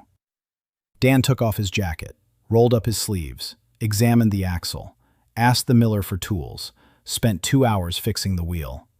The miller offered to pay him. Dan refused. The miller offered at least some bread. Dan took 1 loaf, broke it in half, gave half to the miller's daughter, who was watching from behind the door. Then he left. Mirae saw all of this from the roof. She said there's a rule in her line of work. Don't kill those who fix other people's things for free. There are too few such people to let their numbers dwindle any further. She returned the advance payment to the client. She came here, and she said that if Dan wanted to, he could try to kill her first. She wouldn't be offended. Dan looked at her for 5 seconds. Then he got up from the steps and said he had some tea. Mirae blinked. It was the first look of surprise on her face during the entire conversation. They sat in the workshop and drank tea. Yuna sat in the corner and looked at Mirae the way a rabbit looks at a wolf. Liz stood by the door with her arms crossed, her eyes fixed on the sword at the guest's belt. Evelyn was absent. Sarah was feeding a sparrow on the windowsill and pretending not to listen. Dan asked Meyer what she could do besides tracking and killing. Meyer said she was the best tracker in the 3 provinces. She reads tracks. She sees in the dark better than most mages. She senses ambushes from 200 paces away. She knows the eastern forests and mountains. She'd gone all the way to the border of the 6 Crowns, and she'd come back. Dan asked why she'd gone to the border. Meyer said it was for bounties. Demonic commanders fetched good money on the black market. She'd brought back 3 over the past year. Dan nodded. Then he said he had something for her. Not a weapon, something else. He stood up, went up to the 3rd floor, came back a minute later. In his hands was a brass tube about the length of his palm, an optical sight. Not for a rifle, for a bow. Dan had been working on it for the past 4 days. Not for anyone in particular, just because the idea had popped into his head and wouldn't let go. A sight for a bow. A mount for the bow's riser. A short tube, lenses from Maren, 2 times magnification. That's enough for a bow. You don't need more than that. A bow doesn't shoot a kilometer. But at 200 paces, the scope turns a good archer into an excellent one. Dan handed the scope to Mir. He said it wasn't a request to join them. It was a gift. She could take it and leave. Mir took the scope. She turned it over in her hands. She raised it to her eye. She looked through it at the workshop wall, then at Dan. Then she took the bow off her back. She attached the scope to the bow's riser. The mount fit perfectly. Dan had made it to fit a standard Alderaan hunting bow. He'd guessed right. Mir held the bow with the scope in her hands, in silence. Half a minute. A minute. Dan waited. Mir raised her head. There was something in her eyes he hadn't seen before. Not surprise, not gratitude, recognition. Like someone who had worn someone else's shoes their whole life and suddenly put on their own. She said she would stay. She didn't ask if she could. She said she would stay. Dan nodded. Yuna in the corner exhaled. Liz by the door lowered her hands. Sarah on the windowsill stopped pretending not to be listening. There were 5 of them now. 6 if you counted Isla, 7 if you counted Bergan, 20 if you counted the sparrows. Meyer didn't become a student. She became a scout. Dan didn't teach her how to shoot. She could shoot a bow better than most people in this world could do anything at all. He taught her something else. To read mana in the air, to determine density, to calculate the adjustment for an arrow just as he calculated the adjustment for a bullet. Meyer caught on instantly. She was a hunter. Wind correction was her native language. Mana correction became her second. A week later, she was hitting the target at 200 paces with a mana adjustment accurate to the centimeter. With a scope. Without a scope, at 100 paces, the result was the same. But with a scope, she didn't need to get within 100 paces, and that meant she remained invisible.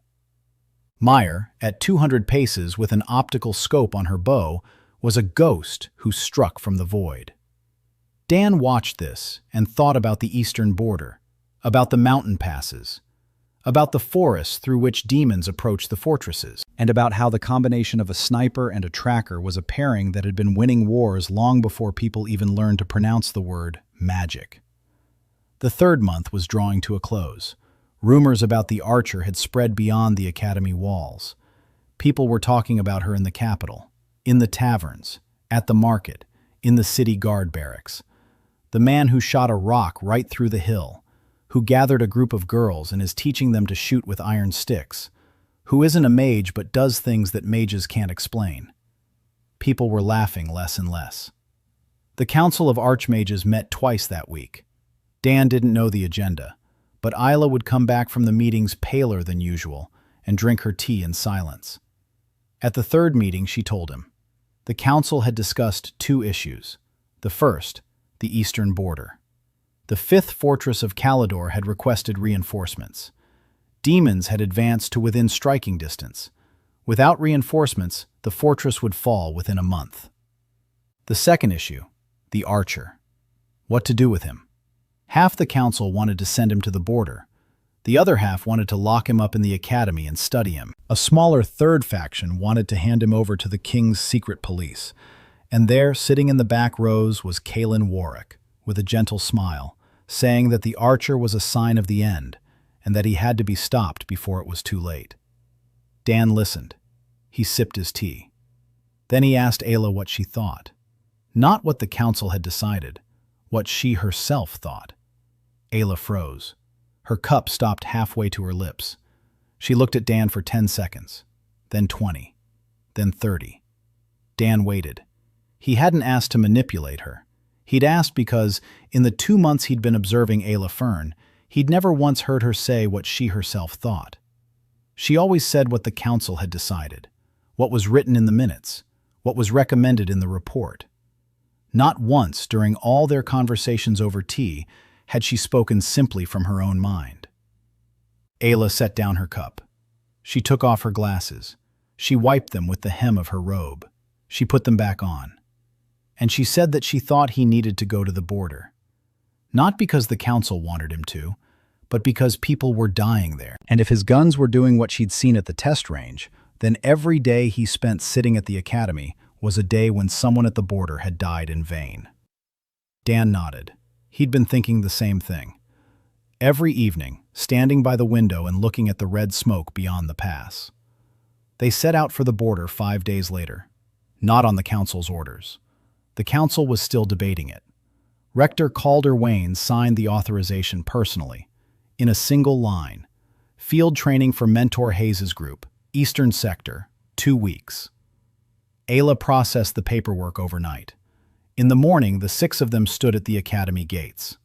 Dan, Yuna, Liz, Evelyn, Sarah, Mire. Each had her own weapon. Each had a backpack. Sarah had sunflower seeds and 3 sparrows in her pockets. The other 9 were flying overhead. Ayla stood by the gate. She wasn't going. Her place was on the council, covering them from the rear. She handed Dan a folder with documents. Passes, maps, and routes. The coordinates of the Caledor fortress, the commandant's name. Dan took the folder. He looked at Ayla. She was looking at him over her glasses. She told him to come back. Not as an order, as a request. Dan nodded and set off. The ride to the eastern border took 4 days on horseback. Dan hated horses. Back on Earth, he drove a pickup truck. Here, it was a horse, bumpy, temperamental, and smelly. Liz rode better than anyone else, the Baron's daughter, who'd grown up in the saddle. Evelyn held herself with aristocratic poise. Yuna swayed back and forth and clung to the mane. Sarah chatted with the sparrows and periodically veered off to the side. Meyer rode as if she'd been born in the saddle. A tracker. On the second day of their journey, they passed through the village of Stock on the River. Small, 20 houses, a mill, a tavern, a blacksmith shop, fields all around. The war hadn't reached here yet, but its shadow already lay on the people's faces. Few men. Women who looked older than their years. Quiet children. Dan stopped at the mill. The wheel had broken again. Another wheel. Another axle. The miller stood before him, spreading his arms wide. Dan dismounted. He took off his jacket. 2 hours. The axle was replaced. The wheel was turning. The miller offered him money. Dan refused. The miller offered lodging and dinner for the whole group. Dan agreed. That evening they sat at a long table in the tavern. Bread, soup, dried meat, beer, which Dan didn't drink. He drank water, out of habit. The students ate in silence. The journey had worn them out. Across the table sat a boy of about 8, skinny, dark eyes. He stared at Dan without looking away, the whole dinner. Then, when Dan stepped out onto the porch, the boy followed him. He stood beside him. He said nothing. Dan sat down on the steps. The boy sat down beside him. Dan asked his name. The boy said, Kai. Dan asked where his dad was. Kai said they'd taken his dad away. A year ago. 6 crowns. Taken captive. The village waited 3 months, then gave up. Mom says Dad won't come back. But Kai doesn't believe it. Every evening he goes out onto the road and looks east. Dan was silent. He listened. The boy spoke calmly, without tears, like someone who had cried it all out long ago and was now simply recounting it. Dan asked what his dad's name was. Kai said Tom. Dan asked what Tom loved. Kai thought for a moment and said that Tom loved how his mom made bread with caraway seeds. Dan was silent for a minute. He looked at the road stretching eastward into the darkness. Then he said one thing. He said that Tom could definitely see Kai right now. He didn't know how, but he had a professional opinion on the matter. He could see people from a very long distance. Kai should trust him as an expert. Kai looked at him. 5 seconds. 10. Then his face twitched. His lips trembled. His eyes filled with tears. He began to cry. For the first time in a year, quietly, without a sound. Tears streamed down his cheeks, and he didn't wipe them away. Dan put his hand on Kai's shoulder and sat beside him until the boy had cried himself out. Then Kai wiped his face with his sleeve. He stood up. He said thank you, and he went back into the house. Dan stayed on the steps. Behind him, in the tavern doorway, stood Yuna. He didn't know how much she'd heard. She didn't say anything. She just walked over and stood beside him, and took him by the sleeve, not by the hand, by the sleeve, quietly, barely noticeably. They stood like that for 3 minutes. Then Dan said it was time to sleep. Tomorrow would be a long day. Yuna nodded. She let go of his sleeve. She walked away. Dan looked east for another minute. Then he stood up and went inside. The village had fed them for 3 days, for free. The miller, the village headman, the soldiers' wives, everyone brought food. Bread, cheese, dried meat, honey. Dan tried to refuse. They explained to him that in the village, you don't refuse gifts. It's considered an insult. He stopped refusing. On the 4th day, they left. Kai stood on the road and waved. All 6 of them waved back, even Mirae. The fortress of Caledor stood on a rocky ledge above a mountain pass. Stone walls 10 meters high, 4 towers, a garrison of 300 men, when there used to be 500. They'd lost 200 over the past year. The fortress commander was Captain Reynard Stock, 45 years old. His face was like the stone the walls were built from. His eyes were red from lack of sleep. He met Dan's group at the gate. He looked at them. 6 of them. 5 girls and 1 man with an iron staff slung over his shoulder. His face betrayed no emotion. He was too exhausted for any. He asked who they were. Dan showed him their documents. Reynard read them. He looked at Dan. then at the documents, then back at Dan. He said the council had sent him a field training assignment instead of reinforcements. His voice was even, no anger, just a statement of fact. Dan said he wasn't there for training. He was there to figure out how to help. Reynard looked at him for a long time. Then he turned around and told them to follow him. He led them to the eastern wall. From there, they could see the pass, a wide valley between two mountain ranges, 3 kilometers long, 1.5 kilometers wide. At the far end of the valley stood the demons' camp. Tents, campfires, banners, thousands of figures. They looked small from that distance, but Dan took out his rifle and looked through the scope. 4 times magnification. The figures grew larger. Demons. Tall. Pale skin with a grayish tinge. Horned helmets. Heavy armor. Spears. Swords. And mages. Lots of mages. Dan counted. Tents. Rows. Campfires. He estimated their numbers. About 300 fighters in sight. How many were inside the tents was unknown. Reynard stood nearby. He said there were 320 of them, according to the latest reconnaissance. They attack once a week. They test the walls with spells. They retreat. They attack again. Each time a little closer. Each time a little stronger. In a month, they'll breach the wall. Another week, and they'll be inside. Dan lowered his rifle. He looked at the pass. 3 kilometers. The demons camp at the far end. 3 kilometers is 3,000 meters. His rifled barrel rifle with a range multiplier could reach to infinity. At those 3,000 meters, with his adjustments and attack bonus, the bullet would pierce any mana shield and any armor. 320 targets. Endless ammunition. He turned to Reynard and asked where the best vantage point for the pass was. Reynard pointed to the northeast tower, the tallest one, 20 meters above the wall. You can see the entire pass from there. Dan nodded. He said he'd start working tomorrow morning. Reynard asked what that meant. Dan said it meant that in a week there would be significantly fewer people in that camp. His first day of work at the border began before dawn. Dan climbed the northeast tower at 4 in the morning. It was dark. It was cold. The wind was blowing from the pass. He spread a piece of cloth on the parapet. He placed his rifle on it. He lay down. He pressed the butt against his shoulder. The scope. 4 times magnification. The demons' camp was 3 kilometers away.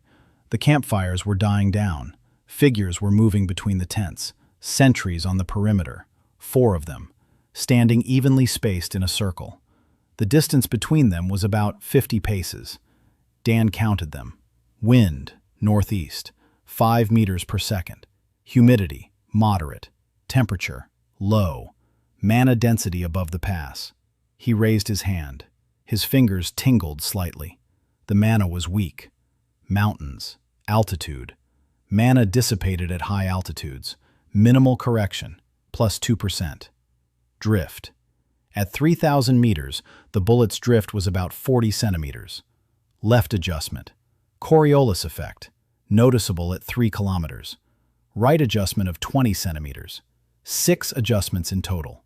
Wind, humidity, temperature, mana, drift, Coriolis effect. He kept them all in his head at the same time. He didn't write it down. He didn't calculate it on paper. He just knew. Like you know your own address. The first shot at 4:17. The sentry on the camp's eastern perimeter. 3,100 meters. Dan exhaled halfway. Finger on the trigger. Gently. Steadily. The shot. The sound faded into the mountains. In the tower, 2 sentries heard it. They turned toward Dan. He paid no attention. He was counting. 4.5 seconds later, the sentry on the eastern perimeter of the demons' camp stopped standing. He simply slumped to the ground, quietly, without a cry. His partner, 50 paces away, didn't notice. Dan shifted his aim. The second sentry. 3,150 meters. Same adjustments. The wind hadn't changed. A shot. 4.5 seconds. The second sentry went down. The third. The fourth. 4 shots in 3 minutes. 4 sentries. The camp was left without a perimeter and didn't know it. Dan stopped. He assessed the situation. He climbed down from the tower. The sentries on the wall stared at him as if he were a ghost. They'd heard 4 shots. They'd seen 4 flashes, and they hadn't understood a thing. Dan told them that 4 sentries were missing from the camp's eastern perimeter. One of the sentries ran to get the commandant. Reynard arrived 10 minutes later. His hair was wet, visible from under the blanket. Dan repeated himself. 4 sentries, 3 kilometers, 4 shots. Reynard looked at him. Then he pulled a pair of binoculars out of his pocket. He looked at the camp. It took a while. He lowered the binoculars. His face looked like that of a man who'd been told that water flows uphill and had just seen it with his own eyes. He asked how. Dan said it was his job. Reynard asked if he could continue. Dan said he could. But not now. Right now the demons would discover their losses and step up security. They needed to wait. Let them calm down. And strike again when they weren't expecting it. Reynard nodded. He was a soldier. He understood tactics. Dan returned to the barracks. The students were waiting. Yuna sat on the bed with her eyes closed. She'd heard the gunshots. She'd counted them. 4. Liz stood by the window with binoculars. She'd begged the guard for the binoculars. She'd seen the sentries fall. Her hands weren't shaking, but her face was pale. It was one thing to shoot at targets. It was quite another to see the targets fall and not get back up. Evelyn sat on the floor, staring at the wall, silently. She knew what combat magic was. She had studied spells that killed. But there was a chasm between the textbook and reality. Sarah was hugging a sparrow and whispering something quietly to it. Mire was sharpening her arrows, calmly, just as she did every morning. For her, death was a job. Dan walked in. He looked at each of them. He said one thing. He said that in war, people die, on both sides, and that his job is to make sure as few as possible die on their side. That's why he's here, and that's why they're here. Not for practice, not for grades, for the people beyond these walls. Yuna opened her eyes. She nodded. Liz turned away from the window. She clenched her fists. She nodded. Evelyn got up from the floor. She squared her shoulders. She nodded. Sarah perched a sparrow on her shoulder. She nodded. Mire didn't nod. She just kept sharpening her arrows. She already knew. The second strike in 2 days, at dawn. Dan was back on the tower. The demons had stepped up security. Between 104 sentries, 8 in total. Patrols between the tents. Mana shields around the command tent. They were afraid of something, but they didn't know what. Because shots don't come from 3 kilometers away. Magic doesn't reach that far.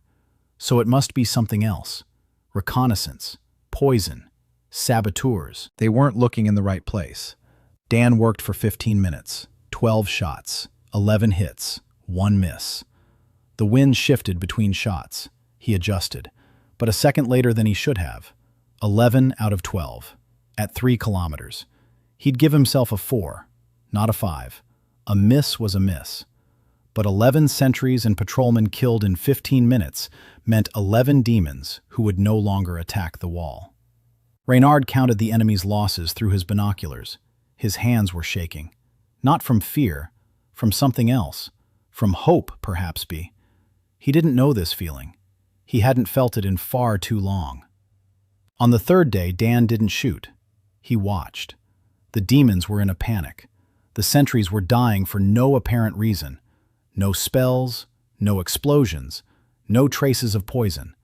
They just fell, with a hole in their armor. Small, neat, like a coin had made it. The commanders reinforced the mana shields. They set up a double ring of defense. The demon mages stood along the perimeter and maintained the barrier. Dan watched it through his scope and thought. A level A mana shield could withstand a direct hit from an archmage's lightning bolt. But his attack bonus was plus 9,999. This isn't magic, it's physics, kinetic energy. A mana shield protected against mana, not against lead flying at 900 meters per second with a bonus that turned the bullet into an absolute weapon. On the fourth day, Dan shot the mage holding the shield through the double barrier. The bullet passed through both layers of the mana shield as if through wet paper. The mage fell. The barrier in his sector collapsed. Dan took down 3 more through the breach. 5 seconds after the first shot, panic broke out in the demons' camp. They didn't understand what was happening. Their shields weren't working. Their sentries were dying. Something was killing them from a distance where nothing else worked. Not magic. Not arrows. Not even siege engines. Nothing. In 4 days, Dan had taken out 27 demons, without a single casualty on the fortress's side, without a single spell, without ever stepping outside the walls, from the tower, from a distance where no one could reach him. After the 4th day, Reynard came to Dan and stood there silently for a long time. Then he said that during a year of defending Caledor, they had lost 200 men and killed 40 demons. Dan had killed 27 in 4 days and lost no one. Reynard asked who he was. Dan said he was a marksmanship instructor. Reynard didn't smile, but something in his expression had changed. Something had shifted, like a wall that had cracked and light had broken through the crack for the first time in a year. On the 5th day, the demons retreated. The camp was packed up overnight. In the morning, the far end of the pass was empty. Only fire pits and trampled grass remained. 320 minus 27. The rest had left. Not because 27 is a lot, but because 27 is inexplicable. The inexplicable is more frightening than the powerful. Reynard stood on the wall and looked out at the empty pass. His soldiers stood beside him, 300 men who had been waiting a year for death. And now the pass was empty. One of the soldiers began to laugh. The return journey to the academy took 3 days. They rode faster. The horses had rested at the fortress. The students were silent. Each was lost in her own thoughts. Liz, who had watched through her spyglass as the sentries fell. Yuna, who had bandaged a wounded soldier in the fortress infirmary, taking his pain upon herself, and walked for 3 days with her arm bruised blue up to her shoulder.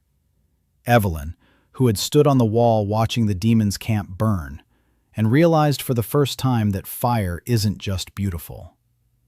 Sarah, who sent sparrows out on reconnaissance and saw, through their eyes, the corpses at the far end of the pass. Meyer, who went down into the valley alone at night and returned 2 hours later with a map of the demons' positions drawn from memory. In silence. Each of them had changed. Dan could see it.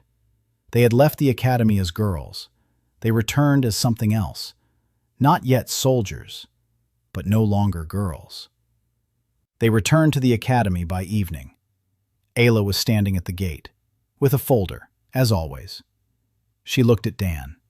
She looked at the students. She saw something in their faces. She opened the folder and said that the council had received a report from Commandant Caledor. Enemy casualties, 27. Garrison casualties, 0. Ammunition expended from the treasury, 0.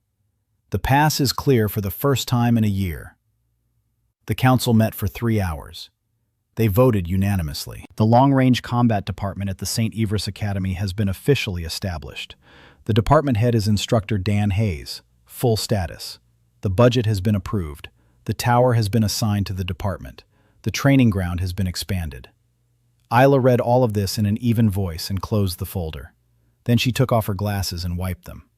Then she put them back on. And she said she was glad he was back. Dan said he was glad too.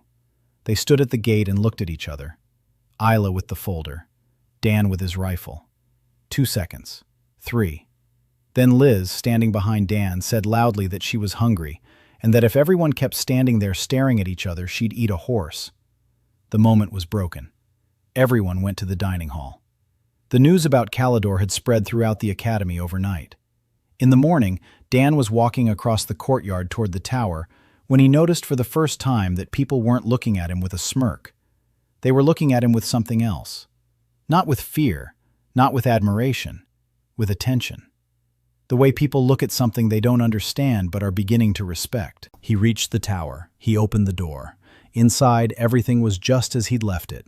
The workbench, the tools, blueprints on the wall, barrels in the rack. He sat down on a stool and closed his eyes for a moment. Home. That strange word just came to him. The tower smelled of oil and wood and gunpowder and tea, just as the firing range in Arizona smells of oil and gunpowder and coffee. A different place. The same smell, the same peace. An hour later, Yuna arrived. Quiet, as always. Her hand was bandaged, bruises from the healer. She sat down in her spot in the corner. She picked up a book on ballistics. She opened it to the page where she'd left off. Dan was working at the workbench. Yuna read, silently. The silence between them was warm, like a blanket draped over their shoulders. Half an hour later, Liz came in, loudly, as always. She slammed the door. She said she'd seen Kaelin Warwick in the hallway of the academic building, and that he was smiling, and that his smile gave her goosebumps. Dan looked up. Warwick. The Order of Pure Mana. Assassination attempts. Espionage. He hadn't forgotten. He'd just put it aside for a while. Now it had come back. Dan asked Liz what exactly Warwick was doing. Liz said he was talking to 3 students by the library, quietly, gently, like a kind grandfather. The students were nodding. One of them was writing something down in a notebook. Dan nodded. Recruitment. Warwick was recruiting new people. After the failed assassination attempt, he didn't back down. He regrouped, became more cautious, acted through others. Dan thought for a moment. Then he stood up and went to see Ayla. Her office was on the 2nd floor of the administration building. Small, neat. The desk was piled high with papers. On the wall hung a map of Alderaan. The lost strongholds were marked with red dots on the map. 7 red dots, 5 blue ones. The blue ones were still holding out. Ayla was sitting at her desk reading a report. She looked up when Dan entered. He sat down in the chair across from her. He said he needed information about the Order of Pure Mana, not the official kind, the real thing. Who funds it? Who's in it? What connections they have in the council? What connections they have in the army? What connections they have in the secret police? Ayla took off her glasses. She set them on the table. She rubbed the bridge of her nose. Then she put them back on. And she said that this was a dangerous request. The order has existed for 300 years. It's older than the Academy. It has connections that not even the council has. Its people are in every agency. Digging under Warwick is like digging under the foundation. Dan said he knew that. Ayla asked why. Dan said Warwick wouldn't stop. The assassination attempt had failed. He'd send another, and another, and a third, until he succeeds or until he's stopped. Dan isn't going to wait. He's going to stop him, but not with a bullet, with documents. Ayla looked at him for a long time. Then she opened her desk drawer. She took out a thin folder. She placed it in front of Dan. She said she'd started gathering information 2 months ago. From the day she wrote in her report that he was dangerous and shouldn't be touched. She knew the order would come, and she began to prepare. Dan opened the folder. Inside were documents, copies, notes, dates, names, amounts, connections. Ayla had been working as a scout, quietly, methodically, for 2 months. Dan read. The Order of Pure Mana received funding from 3 sources. Aristocratic houses that feared firearms would devalue their magical superiority, merchant guilds that held a monopoly on mana crystals, and a separate line that made Dan pause.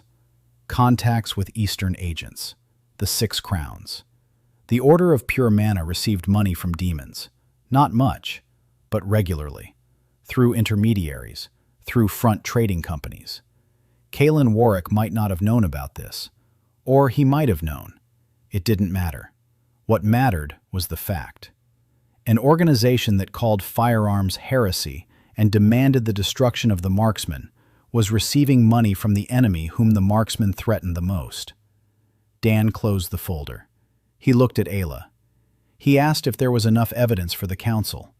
Ayla said not yet. We need 2 or 3 more pieces of evidence. The name of a specific intermediary, a specific transaction, a specific date. Dan said he'd find them. Ayla said he couldn't dig on his own. He stood out. People knew him. He was being watched. Dan said he wouldn't dig on his own. He had Mire, a tracker, a hunter, a person who tracked down demonic commanders on their own turf. If anyone can find the link between the Order and the Six Crowns, it's her. Ayla thought for a moment and nodded. Dan stood up. He picked up the folder. At the door, he turned around.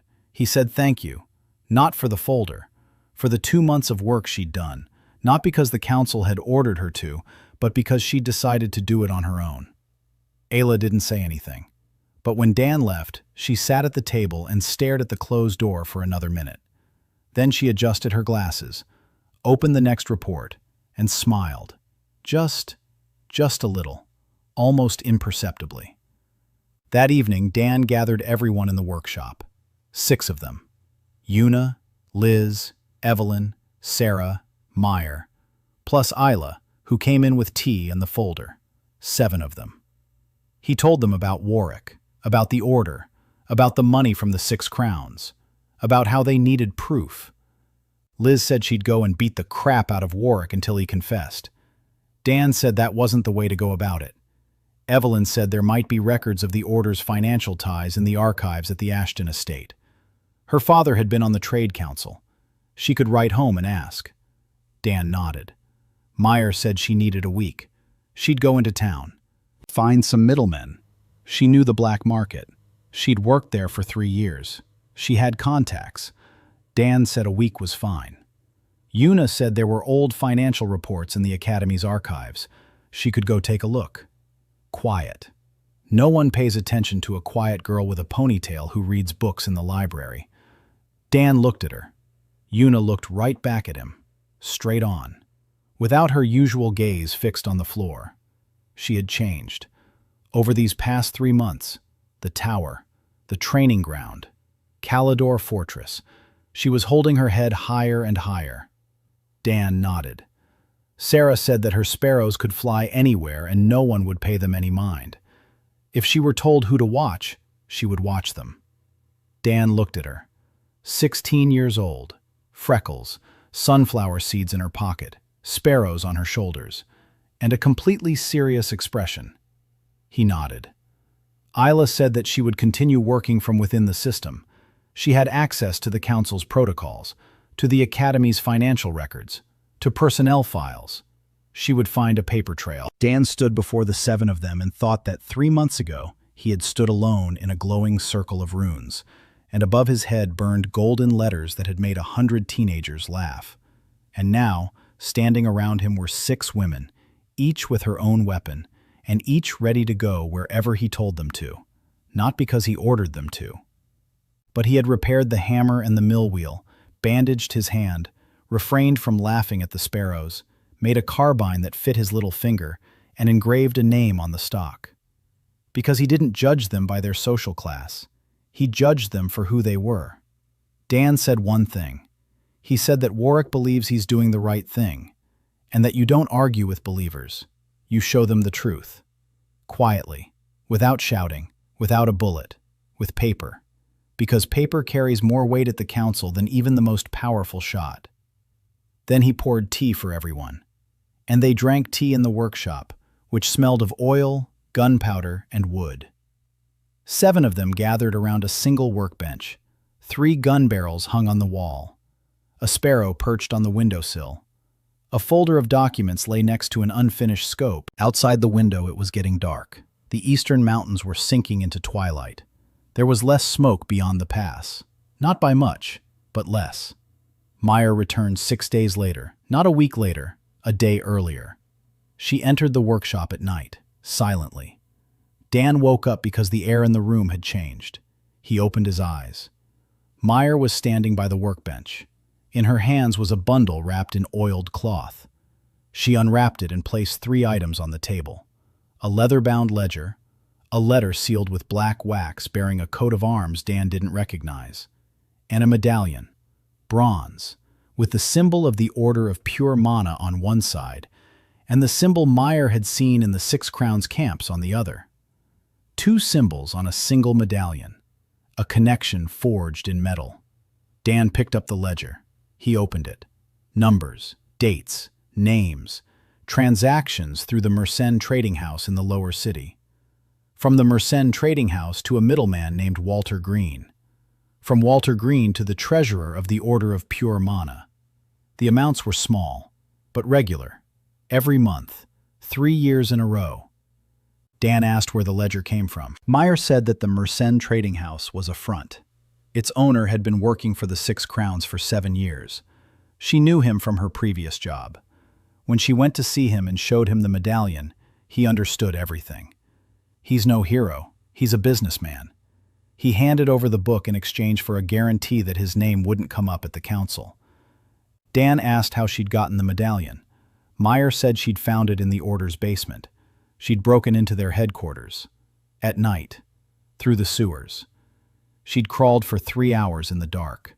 She found the vault. The lock on the vault was magical. She didn't know how to pick magical locks, but she knew how to remove hinges. The lock was enchanted.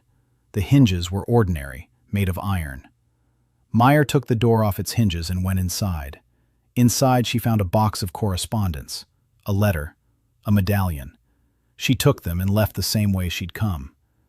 Dan was watching her. A scar across his eyebrow, calm eyes, dirt on his knees from the sewers. She'd risked her life, not for money, not because she was ordered to, so that the man who'd given her the bow sight could sleep peacefully. Dan said, "Thank you." Meyer shrugged and said it was an easy job, easier than dealing with demonic commanders. Dan smiled. Yuna brought her share 2 days later. The Academy's old financial records from the past 5 years. She'd sat in the archives for 6 hours every day, quietly, unobtrusively. The librarian had gotten used to her and stopped paying attention. Yuna found the entry. The Order of Pure Mana had submitted funding applications through the Magical Heritage Preservation Fund. The fund was legitimate. Money from the fund went toward research and publications. But part of the money went to an expense category called external consultations. Yuna traced the external consultations back to a name, Walter Green, the same name as in Meyer's ledger. The circle was complete. Money from the 6 Crowns, via the Maren trading house, went to Walter Green. From Walter Green, via the Fund for the Preservation Magical Heritage Foundation, it ended up in the Order's treasury. And from the Order's treasury, operations against Dan and against everything the Order considered heresy were funded. The demons were paying for the destruction of the one weapon that could destroy them. Logical. Terrifying. But logical. Evelyn received a reply from her father a week later, a letter on expensive paper, the Ashton family crest. Her father wrote in a dry, concise manner. The Trade Council had indeed recorded irregular transactions through the Maren house. The council hadn't intervened because the Maren house paid its taxes, and formally speaking, hadn't broken the law. But the records existed. Her father had enclosed copies, 3 pages of numbers and dates. Evelyn brought them to the workshop and placed them on the table next to the rest of the evidence. Then she looked at Dan and said that her father had written one more line at the end of the letter. He wrote that if Evelyn had gotten involved with something dangerous, she'd better come home. Evelyn said she wouldn't go back. Her voice was steady, firm. Dan nodded. Sarah presented the final piece of evidence. Her spies had been watching Warwick for 5 days. Through their eyes, she'd seen him meet with a man in a raincoat at the Academy's back entrance. Twice. Both times at night. Both times he handed over an envelope. The man walked off toward the lower city. Sarah tracked him to the Maren trading house. She drew a map of his routes, dates, times, meeting places. The map was drawn on a page of a notebook with flowers on it, next to a cookie recipe and safety rules. Ayla compiled everything into a single dossier in 2 days. The folder had tripled in size. The ledger, the medallion, the letter with the black seal, the Academy's financial statements, the Ashton family's trade records, Sarah's observation map. Everything was connected. Everything led to one name, Kaelin Warwick. Dan sat in his workshop staring at the folder. Thick, heavy. It contained enough to destroy the Order, enough to destroy Warwick. Not with a bullet, with paper.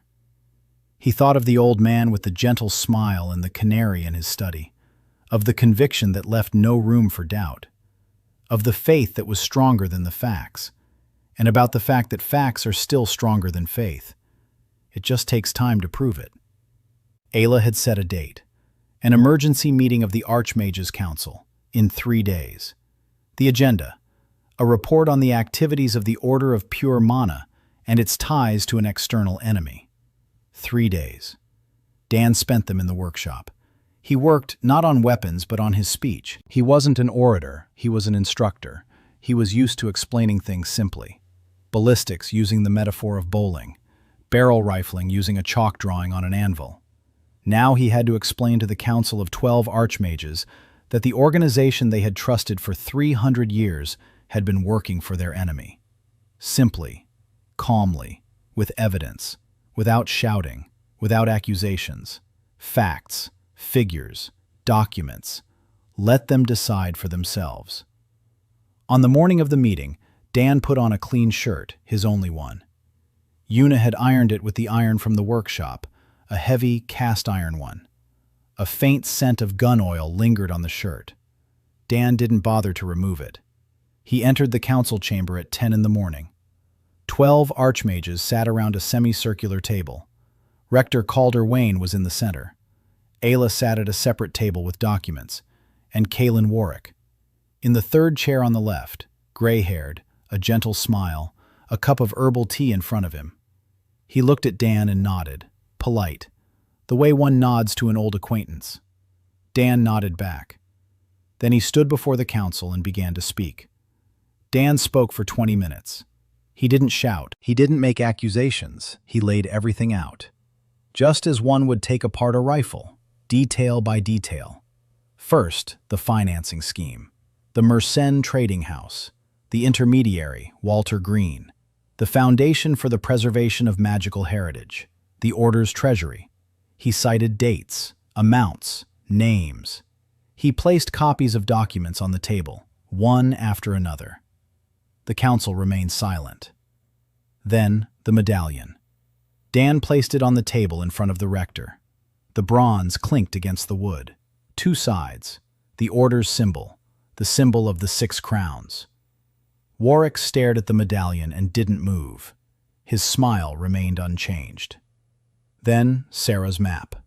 The dates and routes of Warwick's secret meetings with the intermediary at the Academy's back entrance.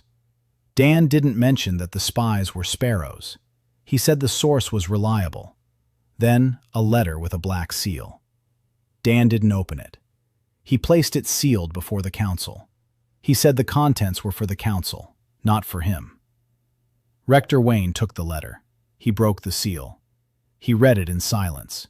His expression didn't change, but he read it twice. Then he passed it to the next archmage. The letter made the rounds. Everyone read it. Everyone remained silent. When the letter reached Warwick, he picked it up with 2 fingers. He read it. He placed it back on the table. His hand did not tremble. Dan finished. He stood before the council. He waited. The silence lasted a minute. Then the rector asked Warwick if he had anything to say. Warwick stood up. Slowly. He smoothed out his robe. He looked at Dan, then at the council, then back at Dan. And he said that the work had been done professionally, that the documents were authentic, that he would not dispute the facts. Then he said that everything he had done because he believed. He believed that magic was sacred, that firearms were a disease that was Alderaan faster than the 6 crowns, that the shooter was a symptom of the end. He said he had accepted money from Eastern intermediaries without knowing its source. Maybe that was true, maybe not. It no longer mattered. He thanked Dan for his professionalism. He bowed to the council and left the hall. Calmly.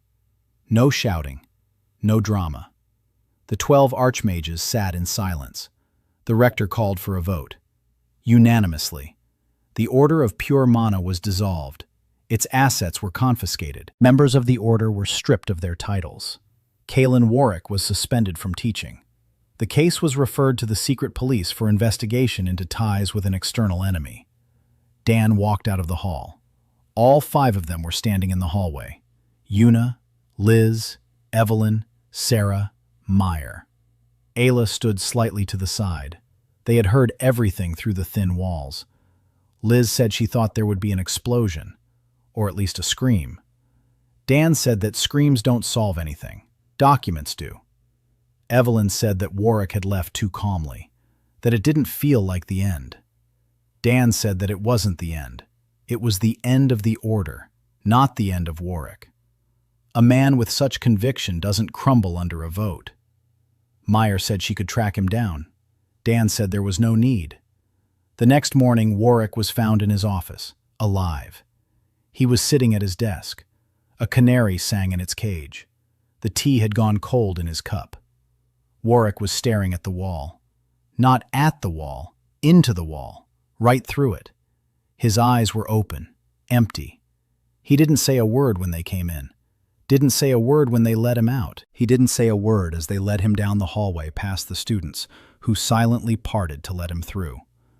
They took him away from the academy in a carriage without any coats of arms, quietly. Sarah took the canary. She named it Sunshine and put it on the windowsill in her workshop. The canary sang every morning. Sarah thought it was a good sign. Dan thought it was just a canary, but he didn't argue. After the fall of the order, the atmosphere at the academy changed. The invisible weight that had hung over the tower from day one had vanished. No one climbed the walls at night anymore. No one copied the blueprints. No one whispered in the hallways at the sight of Dan. Instead, people began to come. Students, one by one, two by two. They knocked on the tower door. They asked if they could look, if they could touch, if they could learn. Dan didn't accept everyone. He looked at their hands, at their eyes, at how they stood, how they breathed, how they held their heads. He wasn't looking for strength or talent. He was looking for patience. A marksman without patience is no marksman. That's the noise. By the end of the 4th month, the long-range combat department had 12 students. The core group consisted of 5: Yuna, Liz, Evelyn, Sarah, Maren. The other 7 were newcomers. Bergan was no longer working alone. He had 2 young apprentices whom Dan had found for him in the blacksmith's quarter. One of them was a guy named Thorn, 20 years old, quiet, patient, skilled with his hands. After a week of working with Bergan, he made his first rifled barrel. Bergan looked at the barrel, then at Thorn, then at Dan. He didn't say a word, but his eyes were moist. The 6th month. The council summoned Dan again, not for a regular meeting, for a war council, for the first time. A map on the table, red dots, blue dots, the eastern border. The situation had changed after Caledor. The demons had retreated from the pass, but they had regrouped further south. They were preparing a new attack on a larger scale. The council wanted to know if Dan could repeat Caledor. Dan said he could. The operation at Hornwall lasted 3 days. Dan positioned his group just as he would set up targets at the training range. Only now, the targets were moving. Yuna was on the eastern ridge, the highest point. The distance to the pass entrance was 1,200 meters. Her job was long-range targets, commanders, mages, anyone behind the front lines giving orders. Liz was on the western ledge, 300 meters to the center of the pass. Medium range, rapid fire, anything breaking through the first line of defense. Evelyn on the southern slope, a mixed position, a rifle for long-range targets, fire for close-range targets, switching between weapons and magic. 2 seconds. She'd cut it down to 1.5. Sarah in the rear, sparrows in the air, 12 pairs of eyes over the pass. She saw everything, every movement, every group, every commander. She relayed information by voice, position, number, direction, her shotgun on her lap, just in case anyone made it to the rear. Maren was down below, right in the pass, among the rocks, invisible. Her job was reconnaissance and monitoring the approaches. A bow with a sight, silent. An arrow doesn't thunder like a gunshot. A silent death for those who tried to flank the positions. Dan was on the northern peak, 2 kilometers from the pass's entrance, the farthest point. His job was everything beyond the others' reach. The command tent, reserves, shield-bearing mages, everything the others couldn't see or reach. The demons entered the pass at dawn on the first day. 300 bayonets, heavy infantry in the front, mages behind them. The commander on a demonic horse in the rear guard. Yuna fired first. 1,200 meters. The bullet passed through the mana shield of a mage in the third row. The mage fell. His section's shield went dark. Evelyn struck through that breach. A fireball at 400 paces. 4 demons in the front line burst into flames. The formation broke. Liz opened fire. 3 shots in 4 seconds. 3 demons, quickly, precisely, no unnecessary movements. Sarah was counting from above. She relayed the information. The group on the left, 12 fighters, was flanking around the rocks. Meyer was already there. 2 arrows. Silence. The flanking group stopped. Dan was working from the summit, methodically, calmly. The commander was in the rear guard. 2 kilometers, 6 adjustments, a shot. The commander fell from his horse. The demons stopped. Without their commander, their formation fell apart. They didn't understand where the fire was coming from. The archers were scattered across the entire pass. Shots rang out from different directions, from different elevations, from different distances. For the demons, it was like fighting the mountains. The mountains were firing. By noon on the first day, the demons retreated. They left 43 bodies on the battlefield. The group lost no one. By evening, the demons returned, more of them. Reinforced shields, a double ring of mages. Dan took out the outer ring in 4 minutes. 7 mages, 7 shots. The shields collapsed. Yuna took out 3 commanders through the breaches. Evelyn scorched the center of the formation. Liz covered the flank. Sarah shouted out the coordinates. Meyer took out stragglers among the rocks. By nightfall on the second day, 192 demons lay in the pass. The group didn't lose a single person. Yuna bandaged herself every evening. The recoil from the rifle compounded the bruises from her healing. On the morning of the second day, a wounded soldier from the patrol made it to their position. A wound on side, deep. Yuna laid her hands on him. She took the pain away. A dark streak appeared on her side, like a bruise, but deeper. She didn't cry out. She just bit her lip. The soldier opened his eyes. He was fine. Yuna sat down on a rock, pale. Dan approached. He looked at the bruise. He took out a bandage. He bandaged it, silently. His hands were warm against her skin. Yuna looked up at him. It was the first time he'd been so close. The first time his hands had touched not her shoulder through her clothes, but her skin. She didn't look away. Neither did he. 3 seconds. Then Dan finished bandaging her. He stood up. He said she needed to rest for 2 hours. Yuna said she was fine. Dan said it wasn't a request. Yuna looked at him. Then she nodded and closed her eyes. Dan stood nearby until she fell asleep. Then he returned to his post. The third day. The demons didn't come. The pass was empty. Sarah sent out sparrows to scout. They returned an hour later. The demons' camp beyond the pass had been abandoned. They'd retreated to the southeast. 278 killed in 3 days. 0 casualties on the group's side. 0 rounds from the ammunition supply. Dan cleared the position. He gathered the group. They stood at the top of the pass and looked down. An empty valley, fire pits, abandoned gear, silence. Liz said it was scary, and that she wanted to go home, and that if anyone said she was crying, she'd break his nose. No one said anything, because she wasn't the only one crying. Evelyn stood in silence. Her hands smelled of gunpowder and fire, 2 scents that, 3 months ago, wouldn't have existed in the same sentence. Now they were inseparable, just like she was. Sarah sat on a rock and fed the sparrows seeds. Her hands were trembling. The sparrows didn't notice. Meyer stood at the edge of the cliff and looked east, silently, as always. Yuna stood next to Dan. She wasn't holding on to his sleeve. She was just standing next to him, shoulder to shoulder. Dan looked at them, at each of them, and he thought that 6 months ago he had stood in a glowing circle of runes while 100 teenagers laughed at the word archer. And now 5 archers stood on the pass that an army of 300 demon soldiers had been unable to take. He didn't say it out loud, he just thought it. And he started down the slope. Going down was easier than going up, always. After Hornwall, the world had changed. Not all of it, but the part of it that faced east. The Council of Archmages received a report. 278 killed, 0 casualties, 0 from the treasury. 6 people, 3 days.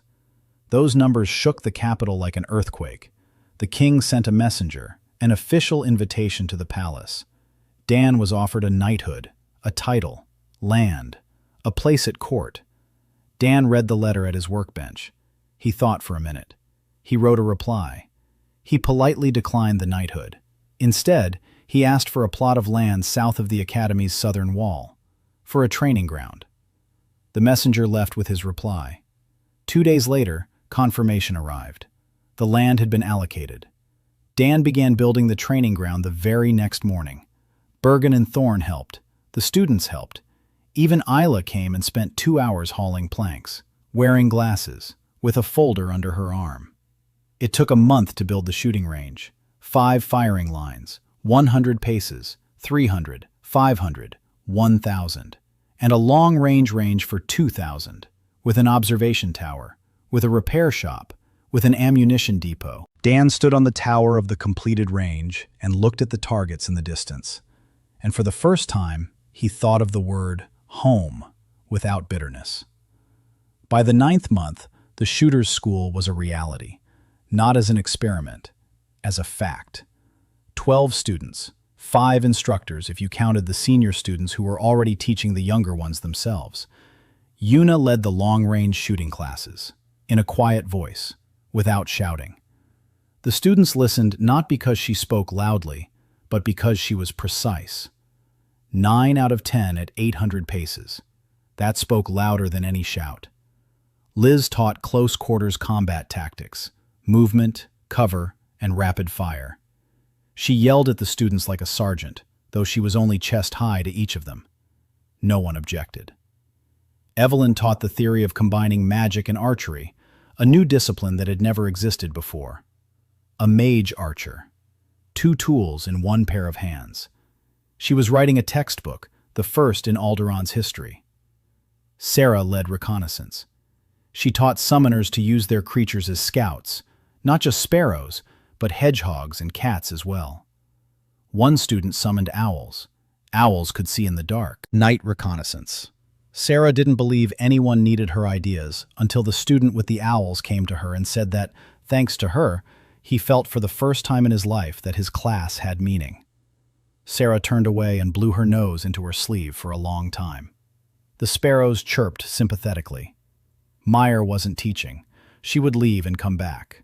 Reconnaissance at the border. Each time she brought back information, maps, routes, numbers, positions.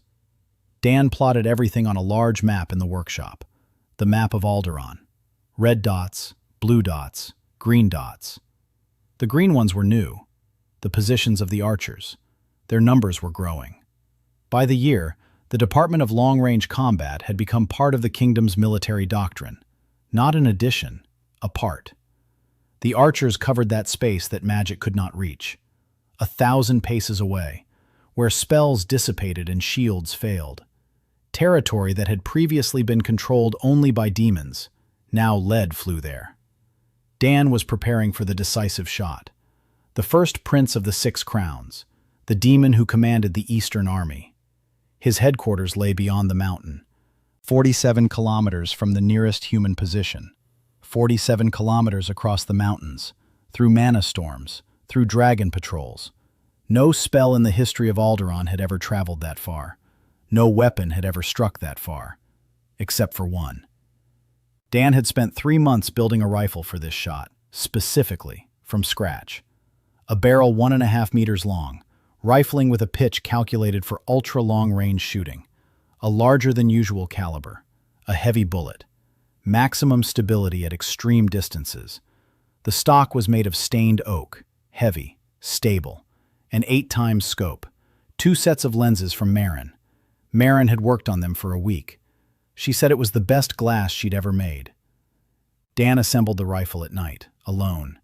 He didn't show it to anyone, not even his students. They knew he was up to something. They saw the light in the 3rd-floor window until dawn. But they didn't ask. They'd learned not to ask when Dan was working in silence. It meant he was preparing for something big. The rifle was ready a week before the shot. Dan zeroed it in at the range. The maximum range at the range was 2,000 paces. At 2,000 paces, the bullet hit a circle the size of an apple, 10 out of 10. He looked at the target through the scope. Then he looked east, at the mountains, at the ridge behind which the first prince sat. And he thought of Maren Hayes, his great-great-grandmother, who, 70 years ago, had fired a shot at a distance that was considered impossible, and hit her mark, and vanished. He didn't know how she'd done it, didn't know what kind of weapon she'd used, didn't know what adjustments she'd calculated. But he knew one thing. She was a Hayes. He was a Hayes too. And if the numbers in his stats were right, then distance was just a number. And numbers were his job. The night before the shot, Dan was in the workshop writing. Not a blueprint, not a formula, a letter. He was writing to 6 people at once, short notes, a separate one for each. Yuna, if I don't return by dawn, take my rifle. It's yours. You know what to do with it. Liz, if I don't come back by dawn, you're in charge. Don't yell too loud. They listen to you anyway. Evelyn, if I don't come back by dawn, finish reading the textbook. It's more important than any shot. Sarai, if I don't come back by dawn, feed the canary. She loves seeds, just like you. Meyer, if I don't come back by dawn, check my drawings in the top drawer. There's something there for you. A new sight. 4 power, for the bow, better than the first one. Ale, if I'm not back by dawn, there's a folder in the bottom drawer of the desk. It contains everything I know about ballistics, formulas, tables, corrections. Pass it on to the next archer, if the altar ever produces another one. He put the notes in envelopes, signed them, left them on the workbench, took the rifle, left the tower. Dan walked toward the ridge for 4 hours, alone, at night, without a torch, without magic. The moon lit the trail. Meyer had left a map of the route for him the day before. She didn't know why. He'd asked. She'd drawn it, no questions asked. The trail climbed steeply. Rocks, scree, thin air. At this altitude, mana dissipated almost completely. Good. The less mana, the cleaner the trajectory. Fewer distortions. Closer to Earth's physics. To what he'd known his whole life. He reached the crest of the ridge an hour before dawn. A flat, rocky ledge, 3 meters wide. Wind, strong. Headwind, 7 meters per second. Below lay the valley. Beyond the valley, another ridge. Beyond the second ridge, a plain. And on the plain, 47 kilometers away, the throne room of the first prince of the 6 crowns. Dan spread a cloth on the rock. He set down his rifle. He lay down. He pressed the butt against his shoulder. A 1.5-meter barrel, stained oak, cold steel, an 8x scope. At 47 kilometers, even an 8x scope showed nothing. A dot. A gray dot on the horizon. He couldn't see the target. He knew where it was. Meyer had been providing intelligence for 3 weeks. The coordinates of the throne room, elevation, window placement, wall thickness, material, granite. Everything was recorded. Everything was accounted for. Dan began calculating the adjustments. Wind on the ridge. Headwind. 7 meters per second. Adjustment 1. Wind in the valley. Crosswind. 3 meters per second according to Meyer. Adjustment 2. Wind at the second elevation. Unknown. Estimated based on cloud movement. 5 meters per second. Northwest. Adjustment 3. Humidity. 84%. He could feel the moisture on his face. Adjustment 4. Mana density. Here at this altitude, it's nearly 0. In the valley, according to Yuna's data, it's plus 19%. Mana was pooling in the low-lying areas. The bullet will pass through a high-density zone. Trajectory distortion. Correction 5. Coriolis effect. At 47 kilometers, the planet's rotation was shifting the point of impact. He didn't know Alderaan's exact rotational speed, but after 3 months of observing the stars, he had calculated an approximate value, close to Earth's. Correction 6. Spin. The bullet's rotation around its axis caused a lateral shift. At 47 kilometers, that's meters. Correction 7. Barrel temperature. A cold night. The metal had contracted. The bullet's velocity was slightly higher. Correction 8. Atmospheric pressure. Altitude. Thin air. Less drag. Correction 9. Angle of descent. He fired downward from a high point and then upward across the valley. The trajectory was parabolic. Correction 10. Gravity. At 47 kilometers, even with his multiplier, the bullet was falling. Not like a normal bullet, but it was falling. Correction 11. Magnetic field. Alderaan had its own magnetic field. The lead bullet reacted to it, barely noticeable. But at 47 kilometers, the barely noticeable became noticeable. Correction 12. Flight time. At a speed of 900 meters per second, the bullet would fly for about 52 seconds. In that time, the world would change. The wind will shift. The target might move. Adjustment 13. Margin of error. An adjustment for all adjustments, for everything he hadn't accounted for everything he didn't know, for the difference between calculation and reality. Adjustment 14. 14 adjustments. Dan kept them all in his head at once, all 14, just as he'd kept track of 8 at the firing range in Arizona. Only now there were 14. And the distance wasn't 1.5 kilometers, but 47. He lay on a rock and aimed at a point on the horizon. Far below, at the academy, 6 people were still awake. Yuna stood by the workshop window. She was looking east. Her hands were folded across her chest. Her fingers were clenched. She didn't know he had left, but she could feel it, just as she could feel the density of mana with her fingertips. Liz was sitting on the academy wall with a carbine on her lap. She was staring into the darkness. She didn't know where to look. She was just staring. Evelyn stood over a map in the workshop. She traced her finger along the mountain ridges. She didn't tremble. For the first time in her life, she stood before the unknown and didn't tremble. Meyer sat on the distant ridge behind the academy, alone, with a bow. She kept watch over the approaches, in case someone decided to strike while Dan was away. Sarah was whispering something to the sparrows on the windowsill. The canary was silent, asleep. Isla was sitting in the council chamber, alone. She was looking at her watch, not at the documents, at her watch. For the first time in 10 years, she didn't know what to write in her report. Dan exhaled halfway, his finger on the trigger, gently, steadily, just as he'd taught every rookie, just as he'd taught Liz on the 3rd day, just as he'd taught Yuna on the 1st. Don't jerk it. Press it, steadily, constantly, until the shot becomes a surprise. The shot became a surprise. The roar echoed into the mountains, the recoil in his shoulder, heavy, deafening. The bullet soared into the pre-dawn sky and vanished. Dan lay on a rock and counted the seconds. 1, 2, 5, 10, 20, 30, 40, 50, 52. He didn't see the hit. 47 kilometers. Even with an 8-time scope, it's just a dot on the horizon. He couldn't know if he'd hit it or not. Not now. Later. Dan lay there staring through the scope. A minute. 2. 5. Then he saw it. Far off on the horizon, on the plain beyond the second ridge. Movement. Like an anthill that had been poked with a stick. Tiny dots were scattering from a single spot. From the throne room. Dan watched it for 30 seconds. Then he closed his eyes and lay on the rock with his eyes closed for another minute. Not because he was tired, because the shot had been fired. And now it took a second to realize it.